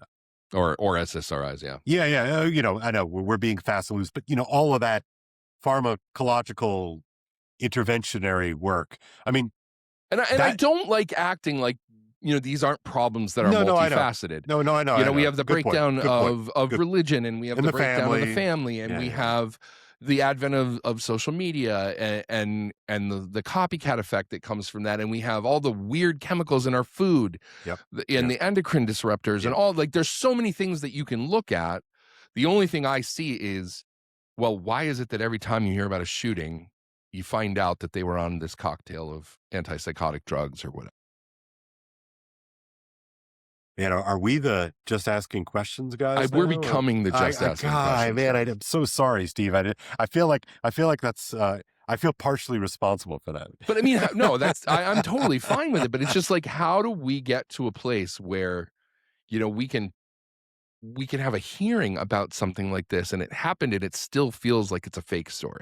Yeah, no, I mean, it happened. Like, you and I watched it. Like, there were thousands and thousands of people who watched it live with us. And, and then we'll turn around tomorrow and we'll be like, yeah, but 9/11 wasn't an inside job. Right. But Building 7, it's pretty weird, and it's and so you can drive yourself crazy with this stuff. Totally. And the people who go down all these rabbit holes, you watch them do it. Yeah. Like it's never just one, it's like so many. And so I don't know how do you put the brakes on that. Well, look, I mean, you and without denying reality altogether. Yeah, right. I mean, I think that you and I speak often, about we talk a lot about epistemic humility, like reserving a space for the weird, the spooky, the unknown, like, I don't know what it is, but there's a proactive version of that, it seems to me, which is it's like, and it has something to do with curiosity.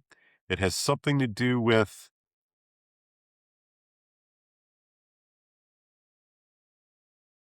taking a look at terrain that most people feel is hyper-mapped, and just kind of taking a look back at the hyper-mapped and be like, is the map disclosing or is the map cloaking? Yeah.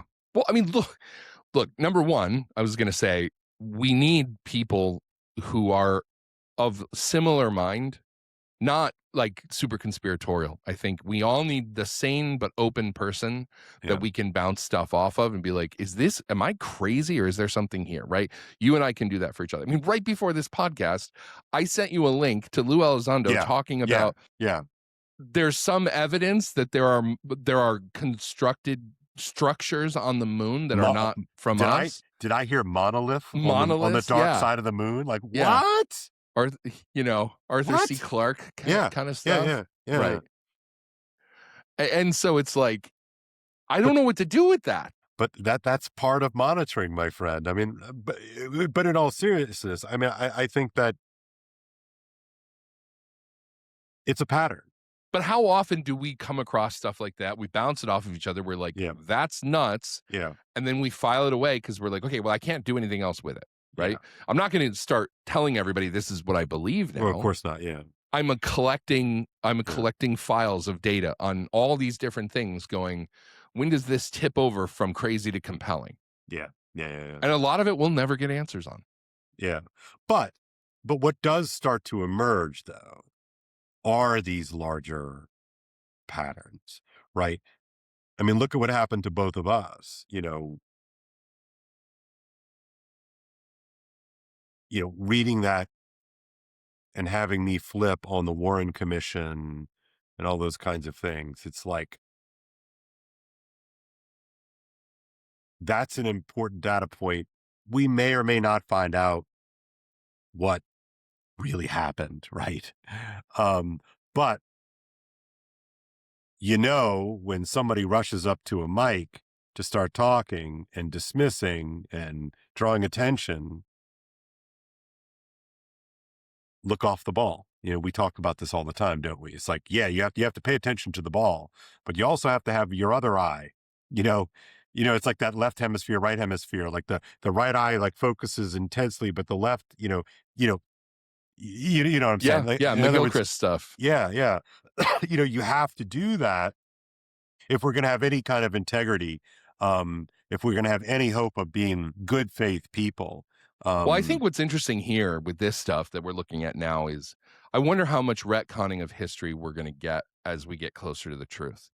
Something happened the other day that was illustrative of this. There's this guy in the UFO topic. He goes by UAP Gerb. That's his name, right? He's just a dude, but he is a crazy good researcher, and he has like an almost eidetic memory. And the guy just remembers everything, right? So he ended up getting on a podcast. I don't know what the podcast was. I didn't recognize the host. But on the podcast with him were Avi Loeb, the Harvard astrophysicist who's been heading up this new... Yeah, he was the Atlas, but he's heading up this new UAP. Yeah. I forget what it's called for the government. Yeah. And then Hal Puthoff. Yeah.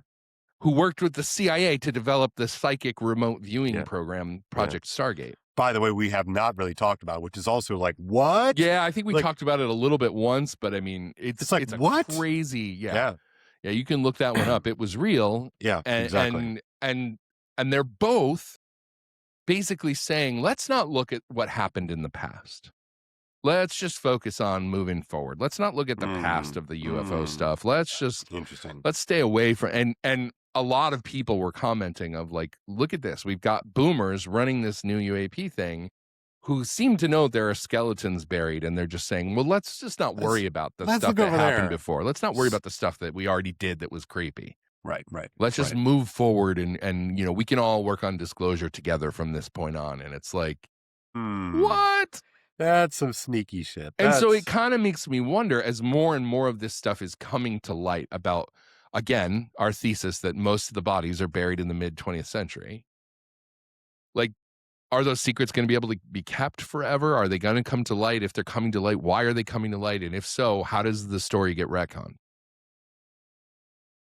So I'll bring this up. I don't want to get us off into a side tangent, but I have another example of having a kind of flipped switch occur in me. Both you and I are cradle Catholics. Mm-hmm. I think as young men, I think both of us would have been like, that Henry VIII was a bastard and all that. But I must admit, as being a member of the Anglosphere, like whatever, when I read Eamon Duffy's Stripping of the Altars, which is a book that really debunks the Whig history version of the English Reformation, I was blown away at. I had always understood the Reformation in England as being a ground up, populace inspired movement that Henry just sort of cynically used for his own gratifications. But the historical revisionism that has happened in the last 25 years, it's very clear that the opposite is true, that the whole thing was a top-down conspiracy, elite-driven, downward conspiracy against the populace. And it is a conspiracy, talking about conspiracy theories, etc. It is a conspiracy that worked. Like, they pulled it off. And it was not organic. In fact, it was total astroturfing of not only the present, but also of the past, which created a kind of alternative future. Now, I'm not here to wage yet another war about the Reformations, et cetera. I'm not interested in that as far as this conversation is concerned. But you just asked the question, like, will they be able to get away with it? Well, if the English Reformation model is any indication, you've got a good 300 years or so that you can kind of make it sing. Well, I mean, so this is the fundamental question that I keep coming back to is, we've talked about this across multiple episodes. The modern period, beginning in the late 19th, early 20th century, is so different than any other period of history, not only because of our technological development, but because of the world becoming more accessible. So we've talked previously about the spiritualism that happened in the 19th century because the English empire was basically heading to the Orient, and they were bringing back philosophy and religion from there. But then literacy, and then mass media, and then social media. I can't tell if it's exposing more truth that was hidden, or just creating or if it's burying more truth in so much noise that it's really hard to sift through and find what's real. Well, I mean, look, we've been talking all day about all episode about the press conference in which they're talking about MKUltra and all these kinds of things and government malfeasance, and you and I pay attention to these things, but I mean, most people don't. I mean, why would you? Right. Right. I mean, this is it's the meme about the alien craft landing, and the dude's like, "That's cool," but I just kind of have a lot going on right now. I got stuff. I've got stuff. Yeah, no. And so you're right. In fact, maybe the greatest boon to malfeasance is just the sheer amount of data, smog. Yeah, the smog you can't hide the truth anymore, but you can flood the zone in a way that people can't tell which thing is real and which isn't. Right. Because besides, college football starts in a month. Right. I got stuff. And honestly, in a way, I would prefer the bread and circuses over the constant bloody revolutions and wars. Yeah. But it's like, the soft tyranny is definitely more comfy than hard tyranny. Yeah. But it's still tyranny. It's still tyranny. Yeah. And boy, there's just something that grates against my spirit. You know what I mean? Yeah. Like, no, like, no. Like, am I just milk toasting myself into oblivion here? Yeah. Yeah. It's kind of the sort of thing that Douglas Adams captured in Hitchhiker's Guide, with Mr. Prosser and he being a descendant of Genghis Khan, but it's so good. It's good. The only remnants are that he wears funny little furry hats and has a slight roundness about the tum. But he keeps having visions of like axes and gore and all this stuff every time he deals with bureaucracy, That's good. Like, that's good.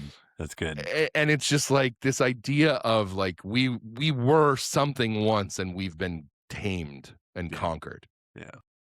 And it's hard because you can't fight every battle. Yeah. Yeah. But this battle for the truth really feels like it matters. And so this theme of disclosure is resonating across domains. It's the JFK files, it's Epstein, it's MKUltra, it's our renewed interest in the Manhattan Project and what happened there. It's UFOs, it's all this stuff, all this corruption that's come out, the directed energy weapons thing, which has been going on for a long time. It's like, there's a lot that's happening, and to me that feels like a function of it is very difficult to control information in the modern environment. You can't stop it from coming out. Everybody's got a camera in their pocket. They can take pictures of things as they happen, right? They can take videos of things as they happen. But then like spend 5 minutes scrolling through the videos of police brutality, on X, and you're like, I don't want to watch this anymore. Yeah. Yeah. I don't know the context. I don't know the history. I'm watching something that very clearly really happened. Maybe it's even disturbing, but I can't sort it all out. Yeah. How do you index it? Right. Yeah. So you could literally put real disclosure. Like somebody could have a high definition video of a freaking UFO and you'd put it on there and everybody would think it was AI. You wouldn't know. Yeah. You just wouldn't know. And one of the funniest things about Disclosure Day, which, by the way, you mentioned how fast it disappeared. It's because it just really wasn't a very good movie. Yeah, yeah. But it did the thing that we always talk about, and it did it par excellence. The entire movie is the MacGuffin the kid has in his backpack, the MacGuffin, which is, often a briefcase or something similar in film terms, full of little USB drives that have all the years and years of classified video of UFO stuff, and all they need to do is get it on the freaking nightly news. Amazing. And when they do, everything changes, right? And the bad guys stand down because they realize they've been defeated. That's the great myth, man. It's the great boomer dream. It really is. It really is. It really is. And everybody realizes now that, like, no, that's not how it works anymore. And amazing. And so if you're really, really dedicated to the pursuit of truth and with the alignment of your understanding with what's really real, how do you do that? Or maybe you're just stuck being the only one who feels like you see it, and then you wind up feeling crazy. It's definitely a hazard. But that's never going to be enough to shut the two of us up. I mean, we're what is it? There's too much sunk cost into this. Yeah. So hopefully we are gathering a merry band of fellow weirdos. Yeah, exactly. Who are interested in the same things here, even though, we just passed the 3 hour and 15 minute mark on this episode. And we had to make up. It's been 3 weeks. It's true. This is true. We couldn't keep our legion of fans with just like a small little, like a measly 2 hour episode. I mean, no. What are we, ants? I'm made of flesh, man. I'm made of flesh. What can I do? All right, dude. All right, man. It's been good. Yeah. All right. See you next time. Okay. Bye. Bye.